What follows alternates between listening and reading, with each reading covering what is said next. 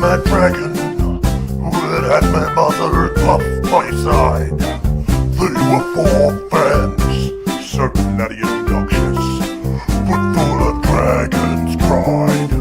It's the story of the great Jesse Godfrey, with Big D Go-Go and Mr. Rob. There were Jesse's crew, so fierce and passionate, and the red V shine true. There were one day when Johnny Red and Jesse, and they knew It was much more than a hunt. That this group would form a fiery podcast. That's how we come from Mad Dragon's Muck. Mad Dragon's Muck. Mad Dragon's Muck. That's the way we became the Mad Dragons. Come on, Dragons fans! Fire up! Well, good day, Dragons fans. I'm Big T, and this is Mad Dragons Vodcast. Welcome to all you viewers and any Bulldogs fans who actually accidentally stumbled in thinking that was free kebabs. There's no free kebabs. And there's Steve. Stevie's already on the job. He's having a party. There you go, Steve Mitson. This Saturday we take on Canterbury at Accor Stadium. And it promises to be another big chapter in our rivalry with the Bulldogs. Dragons faithful, it's been a while since we beat the Bulldogs. 2022, we beat them last. I think that was at Belmore, was it? Belmore, Yes. Blake Laurie got his first NRL try. Nice, yes. So grab your glasses, Judge. Keep warm. It's cold out here in my studio. Absolutely freezing. My lips are trying to fall off. We're going to dive into the Red V versus the Bulldogs tonight. I wouldn't be able to do this without Jeff and the team at Complete Warehouse Solutions. You'll find them down in Commerce Drive, Lake Illawarra. If you want to give them a call on 0417 223 409 or 02 4257 1903 if you're into warehousing. They'll do everything for you. 1930. Well, there we go. Dimitri's team is Rob the Menai Dragon with opinion stronger than Jack McDonald's defence. He'll tell you how it is. He's not afraid to speak his mind, so watch out, Bulldogs fans. How are you, Rob? I'm good, mate. I'm good. You good? And then we got Coco. She's the heart of our vodcast. The power in her heart could run the whole St George district in electricity. That's how much she loves the Dragons. Hello, Coco. How are you? I'm cold. How are you? I'm cold too. Cold. Yep. Happy Tuesday, everyone. We're waiting on Billy to turn up, and then we've got Jess, our NRL guru. He knows more about line breaks than anybody, so he knows everything about the girls. How are you, Jess? I'm good. I'm looking forward to this one. Yeah, as I said, big. It's been a while since we beat the Doggies. The last couple of weeks have been promising. We just fallen short both games. Hopefully, we can. It's a big test against another top 4 side this weekend. Yeah, it is. Another up against the Bulldogs. In both the girls and the boys. We're playing the Bulldogs, so we'll get into the girls a bit later. Where are we? That's a history-making game too in the NRLW. First time the Dragons will play the Bulldogs, and they'll get the first time. First time anyone plays the Bulldogs. Yep, and it will be the can we hand the Dogs their first loss, which we'll have a look at a little bit later. Well, there's our team. Do you want to run through that team, Rob? Let us know who we've got and any changes. Gutho at fullback, Tyrell Sloan on one wing, and Flanno on the other wing. Sully and Holmes in the centres. LKT at 5'8". Kyle Flanagan halfback. Emre Gula one prop, and David Clemmer. And hooking the scrum, Damien Cook. And we've got Luch in the second row with Jaden Sewer. And at lock, Jack DeBellin. And at 14, as usual, is Jacob Little. And we have Blake Laurie, 15, and Stewart, 16. So it's good to see Stewart. I thought he was going to be out, but he's in. And Molo, who's been a pleasant surprise for us, is stayed in the team. Alan is 18th man, and we have our big boy, our locomotive at 19, and we have Ilias at 20, and Figai at 21, and Nick the Greek at 22. Back to you, Big T, and coach, of course, Shane Flanagan. Nice. Nice. Not just about the same size we had last week. So Pretty It's much. unchanged. Yeah. yeah, it's not much changes there. Can you? Oh, before we do that, I'll just run through the Bulldogs side for you. That's the girls. Again. There you go. There's the There you boys. There's the boys. You got Connor Tracy at the back, Jacob Carraz and Jethro Arinakama on the wings, Ernie Koala and Stephen Crichton in the centres, Matt Burton and Lockie Galvin. Wow, in the halves. Max King, Reid Marnie and Sam Hughes are their front row. Billy Kicker, Jacob Preston and Jamin Salmon locks the scrum. Kurt Mann, Harry Hayes. As I was saying, we had our behind enemy lines earlier. If you didn't see it, but Harry Hayes. Go check it out. Harry Hayes, what a name. Josh Curran, Bailey Hayward. Sydney Tauaneai. He hasn't played many games this year through suspension and injury. He might be a smoky to come into the side. Yeah, could be. He comes into Harry Hayes. Blake Wilson, Daniel Saluka for feeder, Curtis Moran, and look at that, Toby Sexton on the extended bench. He's been dropped. See you later. You're out. Pretty tough. You're out. Yeah, we'll just have a quick one. What do we make of that side, Rob? Look, obviously the Galvin thing, bloody hell. I mean, obviously he's been brought into the team. He's going to be the long-term 7, but wow, a lot of pressure this weekend. So hopefully maybe it's going to be a little bit too much too soon for us. I mean, I'm trying to think of things for our team as an advantage. It's a big responsibility for him. And then Salmon's coming back from injury, correct, as well too. He's been out for a while. He played last week against the Cows. He did? Okay, sorry. So apologies. So he played last week. And then the other one would be Tauaneai. I don't know whether he'll come into that team. You know, he was been so good for the Bulldogs when he's been obviously playing, not suspended or injured. But yeah, look, their side across the park, they're not in the top 4 for no reason at all. I mean, their defence is bloody well good. So that's what concerns me. We've been able to score some points, but against the Dogs, they're very strong defence. So it might be even harder and harder for us to score points. And then it worries the crap out of me with Crichton in the centres against our guys out in the wings. He could have a field day, as you know, with Crichton. He can get over the top of us. So look, it's going to be really tough. I mean, our run now is so tough, but I've just been so buoyed by what we've done in the last 2 games. Without picking on Cole Flanagan, he's not meant to be our halfback. It's now been said by our CEO of the club. But imagine if we had a top line half in our team the last couple of weeks running us around. I reckon we could have won the last 2 games, to be honest with you. Well, you look at it, Rob. We've had 8 games this year where we've lost by 10 points or less. Yeah, and 2 games by 1 and 2 games by 2. 3 games by 1. Yeah, so I mean by 1 point. And I mean there were some games there too, wasn't there, where we didn't ever even went for a field goal. So yeah, I don't know. Win those, we're well in the top 8. Yeah, 100%. So on past results, and even the past 2 games. I mean, the game against the Dolphins and the game against the Sharks the second half was a write-off for me. I thought, bloody hell, inconsistency. But the last 2 weeks we've proven that, yeah, sure, there was some tries against us, but we were staying in the game and it was there to win for us. So, you got to look at the good with the bad, of course, as well too. But just if we had that X factor, that little bit extra in the halves, because our forwards have been going forward the last couple of weeks just to get us over the line. But I guess you can't have everything, right? At the end of the day, you can only play the best team you can play. This is Flanno, so we just don't have that player at the moment, that X factor player. Coco. Yes. Who are you worried about in this game? Which one of their players are you worried about?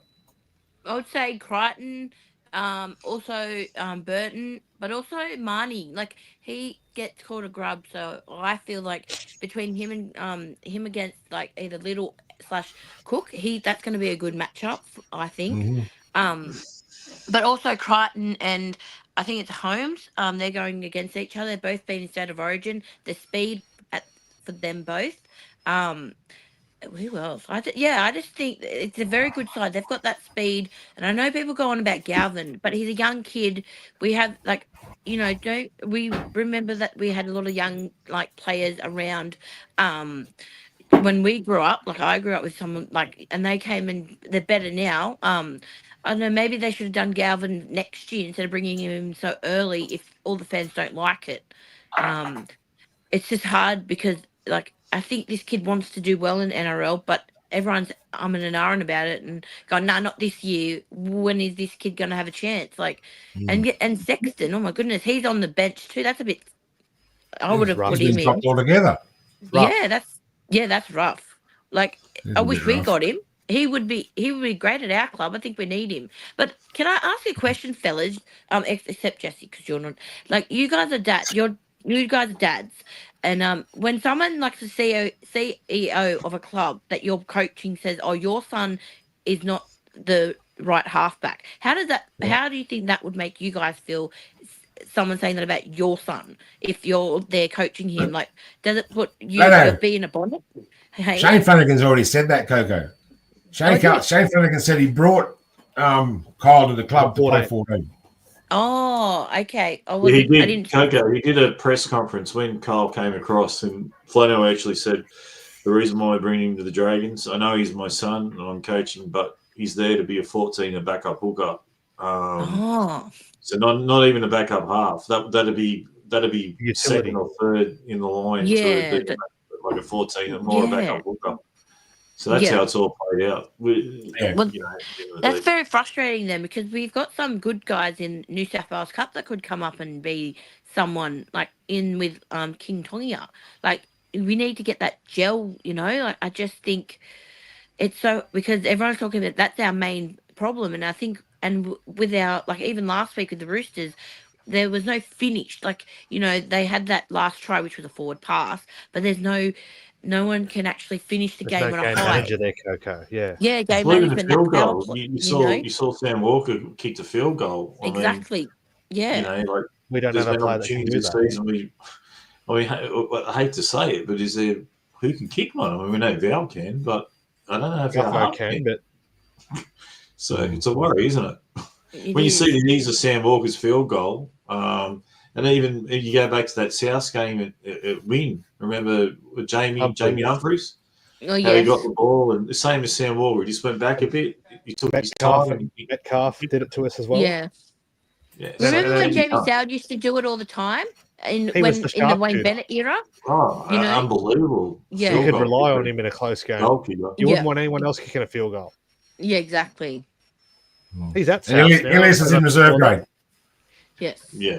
I think Kyle will be the halfback for the rest of the season. It doesn't even matter if Ilias plays out of his skin and we're winning a New South Wales Cup. I think Flanno's made up his mind. I think Atkinson is going to be the halfback next season.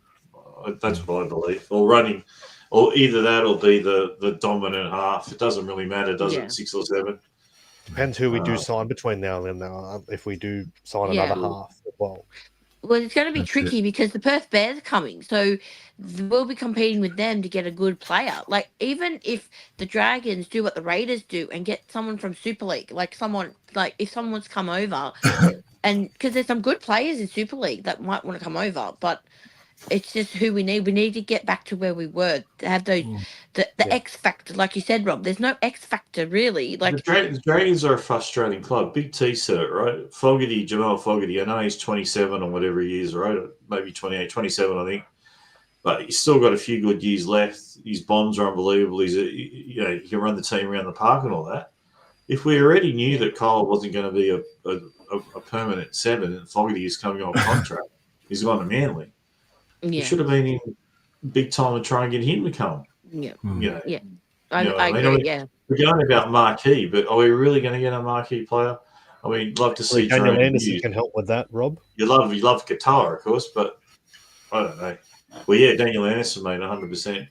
But I've got to shut up because I've been talking too much. But Big T, Burton's bombs. That's what I'm worried about now. Burton's bombs. Burton's That- bombs. Yes. Tyrell Sloan, he will bomb Sloan all night. I was All lying right. at the game. What is it? Toya, the Roosters player. Robert He Toya. went up like an AFL. I don't know. that's what worries me about our wingers and Gutho. They seem to struggle against those guys that can get, that can do that. So Burton's bombs are bloody well, my God. Yeah. You got a fan there, Rob Sardi. Yeah, I'm not sure, but thank you. Well, earlier on, I didn't get a chance to do this. This time of night, we normally come with me as I take a walk down memory lane. Brought to you by Essence and Light, Nature for your home and body. essenceandlight.com.au. They are small batch kennel and soap makers. They're absolutely fantastic. Get onto their website, have a look. Buy one for your wife. Buy one for your mum. Absolutely fantastic they are. Go and have a look. We played the Bulldogs 47 games, 17 wins for us, 863 points, 30 wins for the Bulldogs, 1,029. Wow. No draws, I don't think. I'll just run through the two sides there. You got Brett Morris at the back. Yes. Oh, sorry, hang on. It's here somewhere. No, I don't know where that's going. Anyway, we're going back to Monday, July 28, 2008. Dragons versus Bulldogs, ANZ Stadium. Sean Hampstead was the referee. 7,802 was the crowd. Only a small crowd. I don't think the Bulldogs were going too well back in 2008. Well, anyway, let's run through the teams. Got Brett Morris at the back, Jason Nightingale and Josh Morris on the wings. Gasnier and Cooper, as I say every time, our best centre combination. Sowie and Hornby, our best halves of 5'8" combination. But anyway, we'll go through it anyway. Justin Paul, Simon Wolford, and Jason Riles up front. Jared Safi, Stuart Webb, and Langi Setu locks the scrum. Dan Hunt, Rangi Chase, Matt Pryor, and Wendell Saylor on the bench. Coach was Nathan Brown. The Bulldogs side, Brent Crisp, Hazamil Masri, and Heke Nanai on the wings. Daryl Millard and Tim Winatana in the centres. Daniel Holsworth, Arana Tamata in the halves. Lee Hookey, Aaron Groom, Fred Briggs, that's an old name, isn't it? It was Jared Hickey. Jared Hickey. Oh, Jared Hickey, I'm sorry. Nick Cooper-Ritzes, Andrew Ryan, Rennie Matua, Chris Armett, John Kite, Brad Moran. His son's playing in the game where this weekend. His nephew, and Ben Barber on the bench. Coached by Steve Folkes. R.I.P. Steve. He passed away in 2018. Yeah. Okay. After a Ben Horby kick, Safi, Gaz, B-Moz, Rangi Chase, out to Josh Morris on the wing, in for a try for the Dragons. Dragons 4, Bulldogs 0. In the 12th minute, Jason Riles offload, series of passes. Sowie, Webb, Safi onto Josh Morris again on the other side of the wing. He ran 40 metres to score. Dragons 10, Bulldogs 0. This time it's Matt Cooper's turn. Fast play the ball from Gaz. Simon Wolford runs from dummy half. Links with Sowie. Sowie passes to Matt Cooper. Matt Cooper over, untouched really. Nobody touched him there. 16-0 to the Dragons. 26th minute. Josh Morris gets over for his second try. And here he is with his beautiful wife, Elise. A jinky run from Sowie again. Jinky run through the team. Passed it out to J-Moz to score a try. And the 31st minute, Brett Morris gets over. Over right next to the post he went over. Well, that's 4 tries for the Morris boys there. But did you know that with their dad, they've scored 456 tries between them. Josh Morris, Brett Morris 176, Josh Morris 158, and their dad, Slippery Steve, he played for the St George Dragons and the Roosters. 132 for him. Peter's right, Big T. Pardon? Peter's right here. He's very clever. Yeah, it is actually too. Yeah, the day Sunnyville Women's walked out. And we had a game a few weeks ago where Chock walked out on us. So other notable families that scored tries. The Mullins family, Russell and his brothers Terry and Brett. Bill Mullins, Russell, Terry, they're his 2 brothers. Brett Mullins, 281 tries. The Gasnier boys, Reg and Mark, plus Dennis Tutty. Dennis Tutty was Reg Gagner's cousin. So they scored 237 tries. Tutty added 18 tries to that. The Crocker boys, Jared and Jason down at Canberra, 247 tries. We can't go without talking about the Morningers. Steve, Peter, Mark, Glenn, and Daniel. They scored 216 tries between them. What about the Walters family, Big T? They didn't score many tries. they weren't up there in the 200s, so I didn't have them. Nothing between the four of them. Oh, I don't know. I didn't look. I'm getting away from it again. Talk about shit all the time. That was half time. Dragons 26-0. Only 4 points scored in the second half. Then this happens in the 55th minute. Jamie Showard takes an intercept on his own 5. No catching him. Runs the length of the field. Nobody catches him. There's Daniel Holsworth there trying to get to him. He streaks 95 minutes down the field. He kicked 3 from 6 off the boot today. That's full time. Dragons 30, our Bulldogs a 0, a duck egg, a 0. Get out of here. This week on a moment of yesterday. We've got a very nice young lady send us her photos in. This is Lisa Marie Cooper. That's what she looks like. And there's Lisa Marie with the Dragons gear on. Oh, that's cool. That's the photo Lisa Marie sent me. The schoolgirl? Stop it. As a young girl sitting on Santa's lap. Santa looks very nice How old are there. you there, Lisa? I think she said she was 6. She's in the comment. Yeah. Oh, I love these photos. Lisa Marie's Oh. there. Very nice lady. Very nice lady. Yeah, she is. Oh, she Very nice. contributes to this show altogether. On the show. We'd love Lisa Marie to come on the show and tell us what she thinks about the Dragons, but she won't. So everyone get in the comments. Come on, Lisa. Anyway, here's the caricature that I created for her. I'll send that to you. I'll send that to you, Lisa Marie. Thanks for sending your photos in. Absolutely fantastic. I'm glad you're in our comments.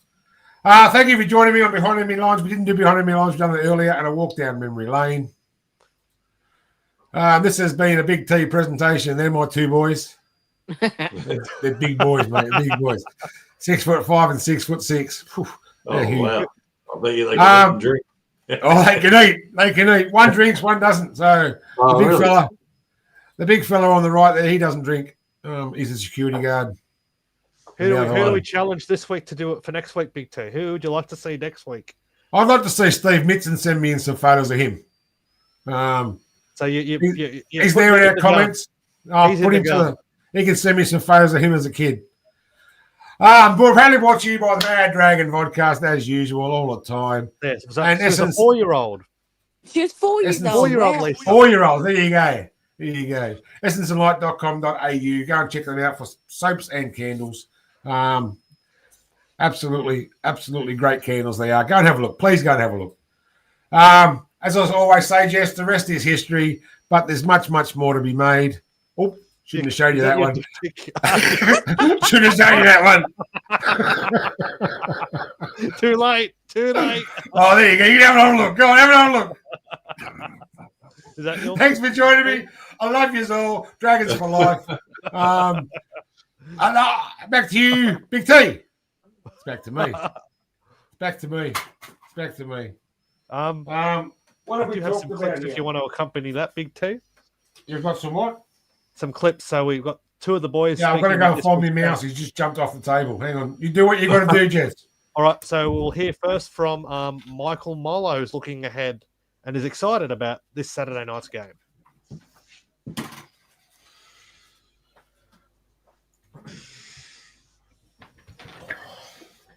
Back in the NRL, quite much of a step up, or because you haven't got that experience? Yeah, it's definitely much more intense and definitely a lot faster than Cup. But no, it feels good to be back. Enjoy playing NRL, especially with a good bunch of boys. So yeah, it's been good. Yeah, and what were your takeaways in the forward pack against the Roosters? I think I thought we were definitely up to it. They got 5 Origin boys and they got a couple of international players in their forward pack, and I thought we stood toe to toe with them, and definitely, positive. I'd say, yeah. And I guess what have you made of Larkin's form? Obviously, you played with him a fair bit in Cup, and then you've seen him go up. What have you made of him? Yeah, he's a little superstar, real fast, and when he backs himself, he's really good. He just when he plays what's in front of him, and when he's confident, he's a real good player, and I definitely enjoy watching him play. Yeah. And someone with a bit of experience, you try and take players like that under your wing and give them that confidence and reassurance that they are doing well. Yeah. I just let him do his thing. He knows what to do. He wouldn't be here if he didn't know what to do. So I kind of just let him do his thing, and he's good enough. He knows what to do. Yeah. And against the Bulldogs this weekend, what have you guys got to do well? I mean, especially in the forward pack, they've got one of the best packs in the competition at the moment. Probably just run hard. They got good line speed, so I think if we just match it with them in the intensity they play, good line speed, just run hard and don't take a step backwards. Yeah. Is that one of the things that you picked up in the preview of the game? Yeah, they got real good line speed, probably one of the best in the comp. So I think if we just stick to what our coaches tell us, stick to the game plan, and we should be good. Yeah. Is much change in that? Like the half stand a bit deeper and everyone else stand a bit deeper? Or you just can't play your own game there? Probably, just try and play our own game. They tell us a few things in video, but nothing much changes. Just got to run hard. Yeah. Yep. So what do we think of what Michael Milo had to say there? That's what you say in every game. Don't take a backward step. It's just talk. That's what he's been told to say. That's what I think anyway. They all say the same thing. They all say, we've got to go forward. We've got to trust ourselves. We've got to... And that's what you've got to say, mate. What's your take out of that, Rob? What do you think? What's of Milo's comments there? Oh, look, I agree with Big T. It's probably somewhat scripted, but look, I thought we were up to the challenge against the Roosters. Obviously, they had players backing up, but we got full on state of origin players are playing up against. So I thought we were well and truly in the battle, and certainly didn't disgrace ourselves. As I said, I honestly thought against Canberra and against the Roosters, especially against Canberra, I thought we were going to get towed up. But I've been pleasantly surprised at how well we've done, and with so many injuries as well. So, but again, I agree with Big T. It is pretty scripted, this sort of stuff. What are your thoughts on that, Coco? Do you think Michael Milo? He's played the last couple of weeks. He's done a job, and he has. What are your thoughts on him, He has Coco? done a job. It's just when they have the press conference, it's just so annoying. Like, can't they just be honest? Go, yep.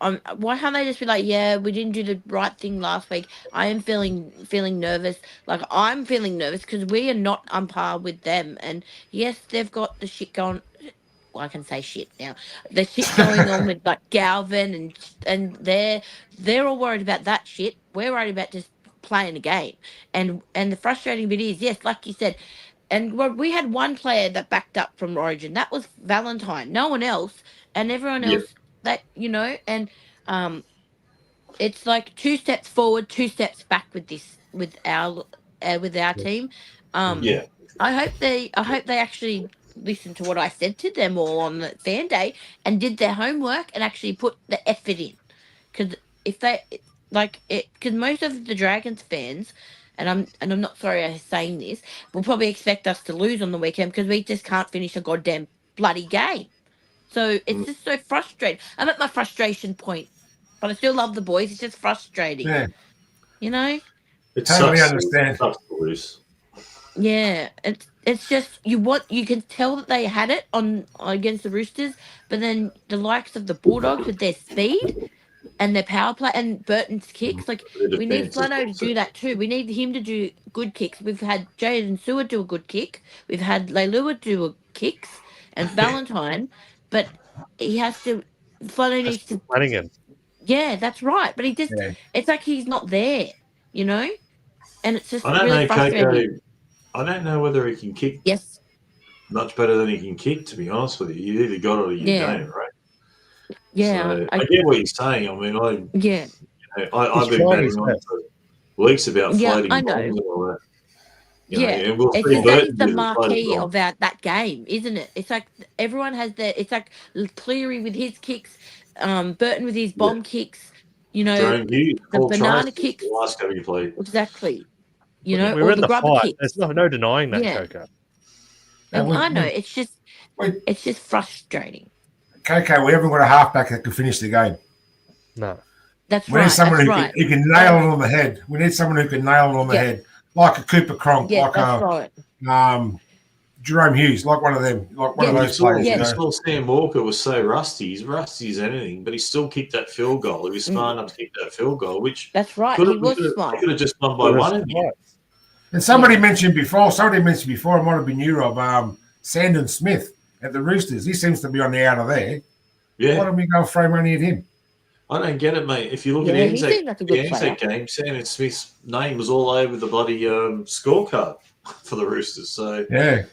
he's a good kicker of goals as well too, and good kicking game. So I don't know. And a young guy, right? 23. Yep. Even with Sam Walker He's an actual halfback. and the injury to Hugo Savala, he still hasn't got a look in. They've recalled the 35-year-old Chad Townsend, Rob. Yeah, it's a surprise. Yeah. 100%. I'd be pretty disappointed. Well, like Toby Sexton would be disappointed. I'd be disappointed as Sandon Smith. He's been a top player for the Roosters this year. Not to get a start yet with an injury. Who's our referees this week? Adam G. Adam G is a good one. I like Adam G. I think he's the best one in the game, I reckon. He's very fair. I like Ziggy. And we also have, speaking of halves, let's hear from one of ours right now.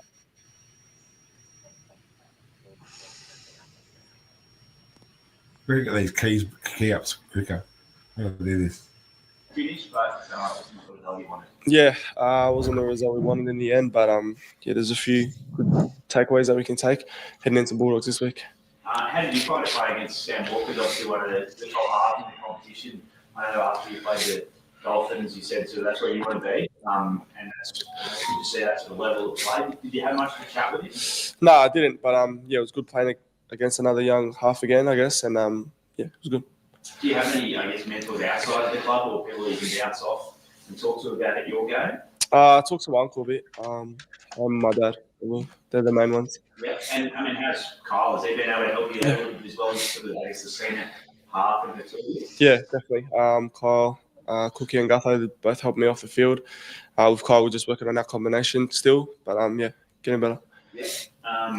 And I guess his Flanno, senior Flanno, has he given you a bit of reassurance about how you're trending in the right direction or anything like that? Yeah, he's just telling me to keep doing what I'm doing, giving me the feedback that I need, things I need to work on, obviously, always. And then, just keep telling me to do what I'm doing.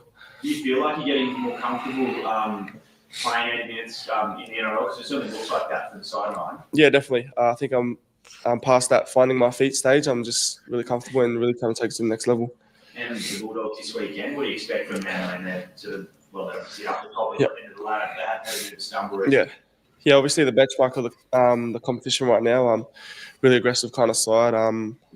Really strong line speed. Really good team across the park, and we're really looking forward to it. I guess again, sort of the same as Sam Walker, but a chance to play against one of the other young halves in the competition.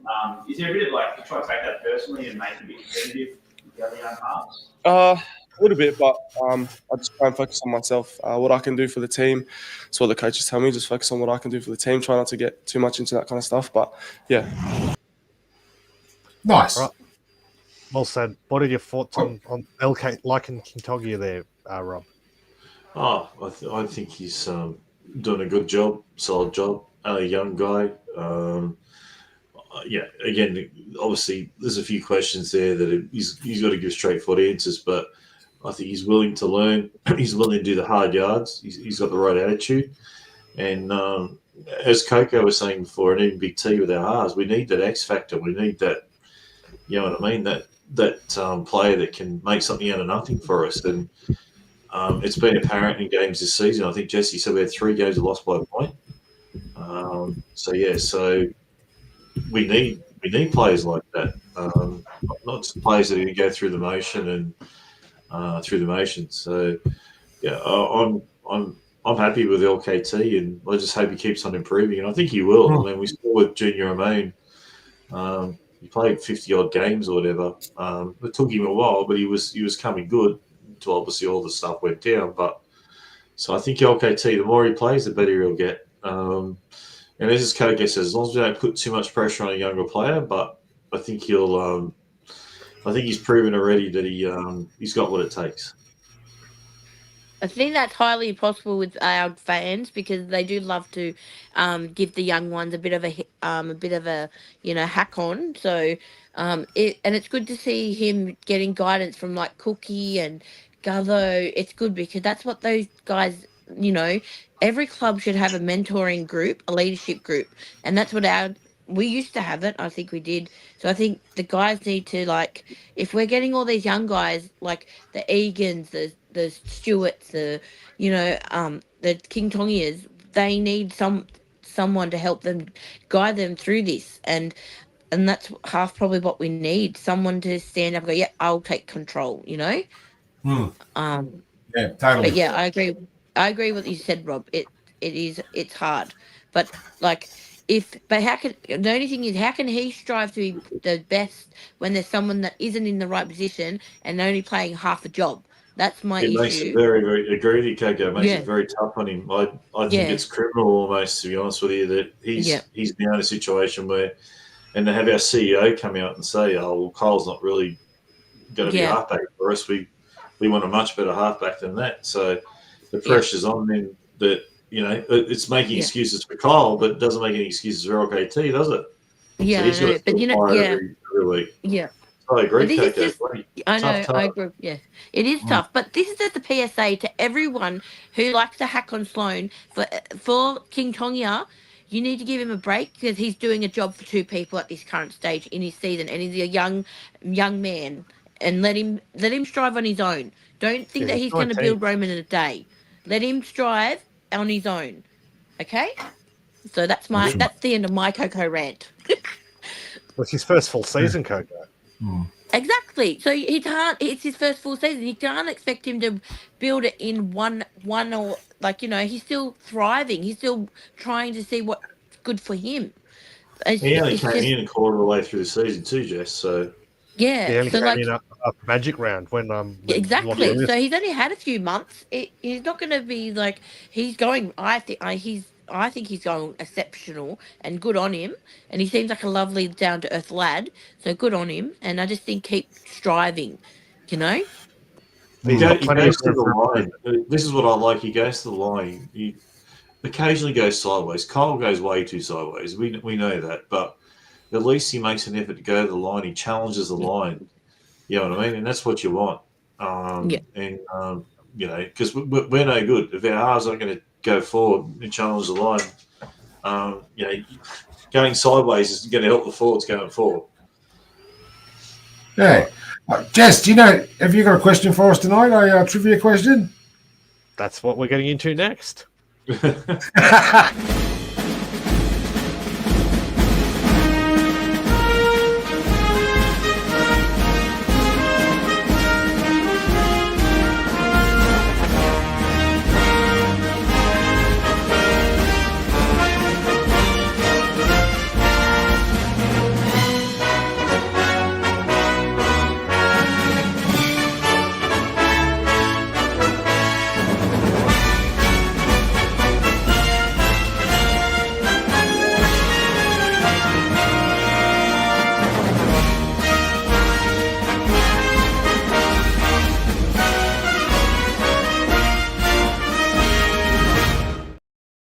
All right, as pointed out in the Behind the Lines segment with Michael, go have a look at it. Big team. Good watch, wasn't it? Good having him. It was a great show. He's a great bloke. He's a nice bloke. He said he's going to come back too. So he was our first Bulldogs fan we had on ever because all the rest pulled out every time because they're pussies. Yeah, they're not dogs, they're pussies. That's right. Meow. Anyway, we'll let tonight's question. So, Accor Stadium hasn't been a happy hunting ground for us in recent times. But my question tonight, when was the last time we beat the Bulldogs at Accor Stadium? So get your thinking caps on. As Big T says, walk down memory lane and see if you can figure it out. Don't steal it. Hey, that's my line. All right. What about we get into some of this now while we're waiting for that? They're slugging it out in the middle of the field. The Dragons' front row has knocked his block off. Block is knocked off. It's time to look at the one-on-one battles that will decide the game. Will it be the key position players? Will the fight be won out wide? Or will it be one up front? Strap yourself in for Coco's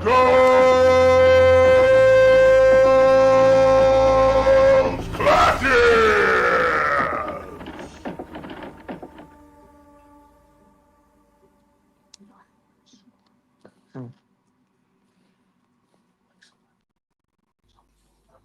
Oh, there we go. Hi, I'm back. Hi. Okay, so my Coco clashes today, I already kind of spoke about it before, but I actually was looking at the team list, and I'm also thinking Connor Tracy versus Gallo. I think the power of those two, the way they take the ball on and run the line, I think is crucial for both sides. I think Valentine versus Crichton as well, because they're with their match fitness, their speed, the kicks, but also I can see Crichton might be. He's got a bit of, I think so, extra speed. He can, but also his gameplay, and being captain as well. But also my next one will be the nines. So the grub, Marnie, which see we need a grub in our team. You know, the grub. If you're a grub, that's good. It means you're doing your job right on that field. And Especially being a hooker too. You've got to be a grub to be a hooker. He's like Michael Ennis used to be. Not as good, but yeah. See, that's Pest. great. See, that like a pest. We gotta have that. Like, and they work it well. Ennis always did it, and then Josh Reynolds did it, and now he's doing it. So it's good that there's and Damien Cook. I think those two. What do you know? They all played with the Bulldogs, Coco. Yeah, that's amazing. You know, look at you, breaking news. And then I think, hang on, I'm just trying to see the list. Sorry, everyone, can you still hear me and see me? I think No, we can't see Kick you. out and Leilua. Kick out and Leilua as well. I think those two will be good. What do you think, Rob? Who's your team? What's one position you would look out for? I'll go quickly with that, but you're making me laugh, Kate. You're talking about grubs and stuff, and I talk about refereeing the game. This is a beauty for you. Cameron Smith. My mate used to say when Melbourne played St George, and we're doing like we do now with the VOD, you know, who's refereeing the game? He'd say Cameron Smith. I said, come on, mate. He said, no, Cameron Smith's refereeing the game. Always in the referee's ear. Always the referee's ear. No, I agree with most of what you're saying, Coco, with all of those. I guess for me, the $22 million question in the room is we'd like to see some better stuff from Kyle. You know, the last couple of weeks we've had opportunities to maybe win games, step up, just do something. I don't know, run to the line, you know, give us something. So Galvin's in a big situation here. He's a lot of responsibility, so on his shoulders that Toby Sexton's been taken out basically. So and they're in the top four. It could all go unstuck. So Galvin versus Flanagan is going to be very interesting to see who gets the best out of that. And then I guess for me it's just the battle of the forwards. Who gets on top? Because their defense is so strong, the Bulldogs. I like our momentum lately. Our boys have been going forward, so I'm just hoping. But I am worried about the Burton bomb. So I'm worried about Burton. So Burton versus LKT, but Burton's kicking worries me. His bombs, his strategic kicking as well too. His field placement. He's the way he kicks. That he seems to have so much time when he kicks as well too. It's like Wally Lewis. If you remember Wally Lewis, Big T, people would sort of wait back to see what's Wally going to do. To have all this time to kick the ball as well. You know what I mean? So it's a worry. Well, Wally used to run with holding the ball in both hands, so he didn't know what he was going to. He didn't know what he was going to do. Like, was he going to kick it? Was he going to pass it? Was he going to pass it short? Was he going to pass it long? He didn't know what he was going to do. That's why you held off Wally. What's His he going to kicking do? I think kicking Holmes game versus was Crichton. unbelievable, wasn't it? His kicking Home game versus was unbelievable. Crichton. Jess? Yeah, Holmes versus Crichton, 100%. Massive. Stephen Crichton's the best centre in the game. Without a doubt at the moment. I think it's going to be that side of the field. It's going to be Kickow and Sewer, isn't it? Yeah. Wow. That's going to be another big. Holmes and Crichton. They didn't meet on that side though in Origin.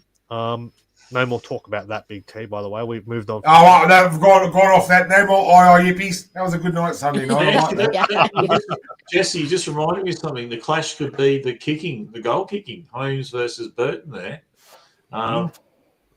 Big T. Talking about I'm sitting in the stand. Crichton kicking. Sorry, I'm sitting in the stand and bloody Val, right? Three beautiful kicks from the sideline, and you got 50 to 100 people yelling out, Queenslander, Val, I think you're a Queenslander when you're kicking for St George. He nailed three from the sideline too. He had a good night last time he played at Accor Stadium, didn't he, Big T, Val?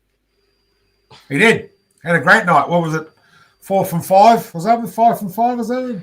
Had a great night. Anyway, no more yippies from me till next year. Okay. Steve Midson is the winner. Your mate Steve Midson, Big T. Steve Midson. Well done, son. So, yep, that's right. 2019 was our last win against What was the score, Jess? We won 36-12. Wow. 2019. Wow, that's a long time ago. And So I'll run through what happened in the game. So we won 36-12. We had a double to Ravalawa, plus tries to Ben Hunt, Zach Lomax, Corey Norman, and Jonas Pearson. Corey Norman. Wow. And Zach Lomax kicked 6 goals for the Bulldogs. He's in our current squad. Raymond Fatala-Mariner was a try scorer, as was Kieran Foran. And Nick Meaney, who's now at the Melbourne Storm, kicked 2 from 2. To have a walk down memory lane, as Big T would say, let's have a look at who lined up for both sides on that day. So the Bulldogs had Nick Meaney at fullback, the wingers Christian Crichton, so that's Stephen's older brother, and Remus Smith. The centers Marcelo Montoya and Will Hopewadi. In the halves, Kieran Foran and now Newcastle halfback Jack Cogger. Drink of water. Excuse me. All right. Up front, Aidan Tolman and Dylan Napa. Now Dolphins hooker Jeremy Marshall King. Back rowers, the captain Josh Jackson, Raymond Fatala-Mariner, who's now in our team, and Adam Elliott locking the scrum. On the bench for the Bulldogs was Ofahiki Ogden, Reece Martin, Danny Fualalo, and Sawaso Su. And the coach of the Bulldogs in 2019 was Dean Pay. Our team at fullback was Matt Duffy. On the wings, Jonas Pearson and Michaeli Ravalawa. The centers were Ewan Aitken and Zach Lomax. The halves were Corey Norman and Ben Hunt. The front rowers, Blake Laurie and Paul Vaughan. The hooker, Cameron McInnes. Second rowers, the captain was Tyson Frizzell and Tarek Sims. Locking the scrum was Jacob Host. On the bench, it was Jai Field, Corbin Sims, the GOAT, Jeremy Lattimore, and Reece Robson. Wow, Reece Robson. And the coach, Mary McGregor. Wow. That's good. Not a bad side, eh? A lot of names there you just forget, you forget those names and they pop back into your mind and you go, wow, what a player he was. Yeah, Jesse got a frog in his throat because he said Corey Norman.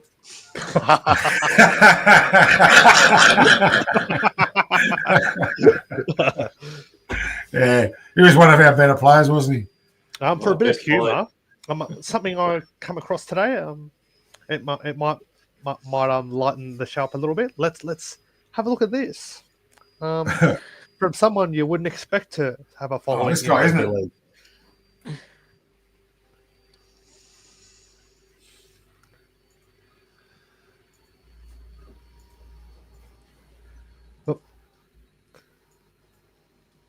Their juniors and You know, these Dragons are going to be a big deal in a couple of years' time. That is, if they focus on their juniors and resist spending many great millions on these mediocre players from outside.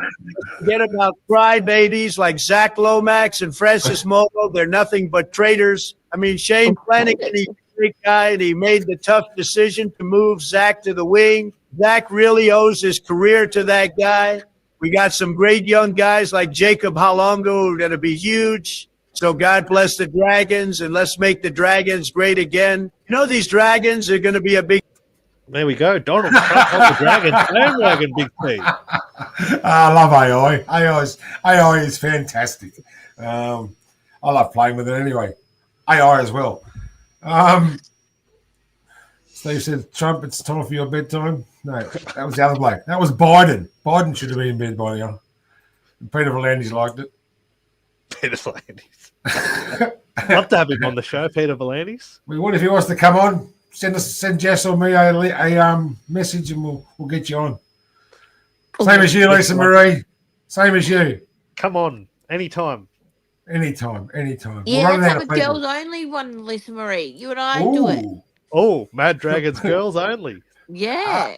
Well, yeah, Coco, girls only night. We'll call it all ladies night, Coco. No, we'll do something. Some popcorn.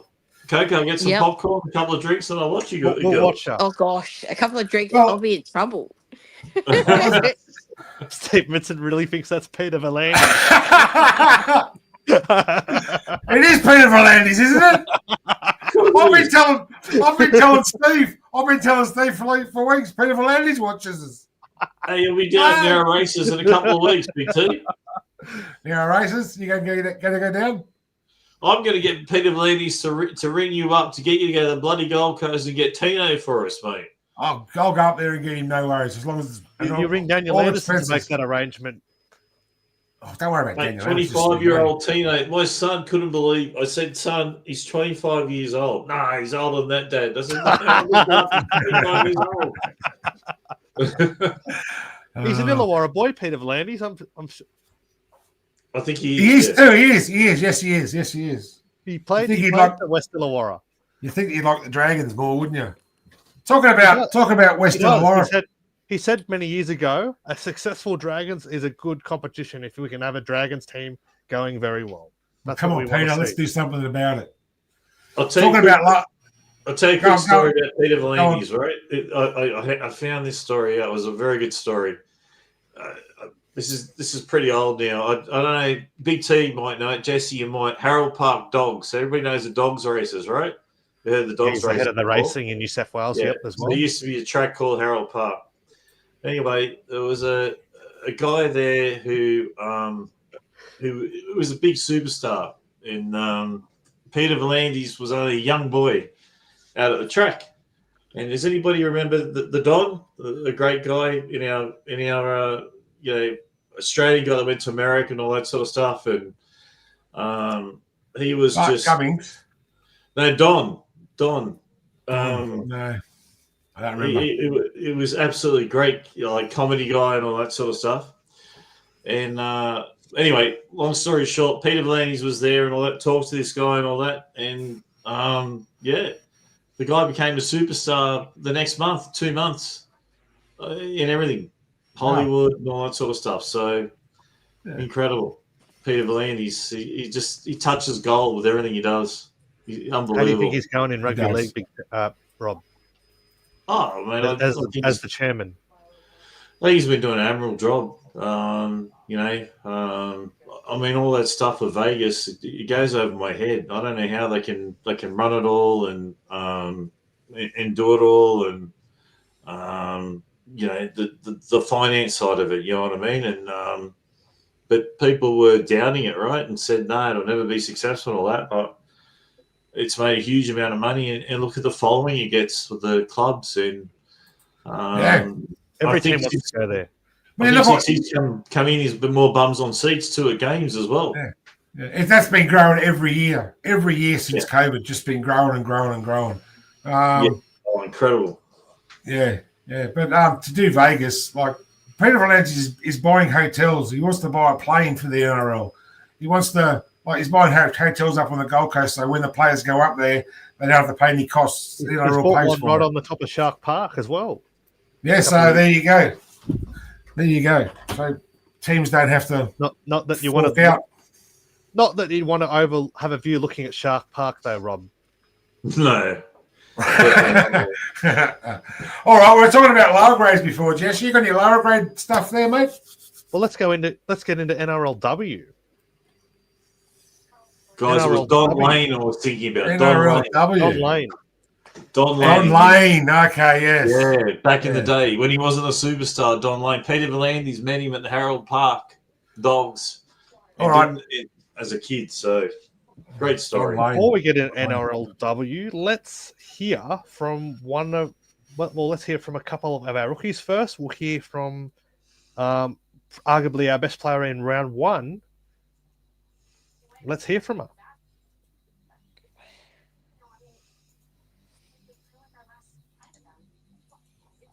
Yeah, so tell us about the weekend. How was it playing against the reigning premiers?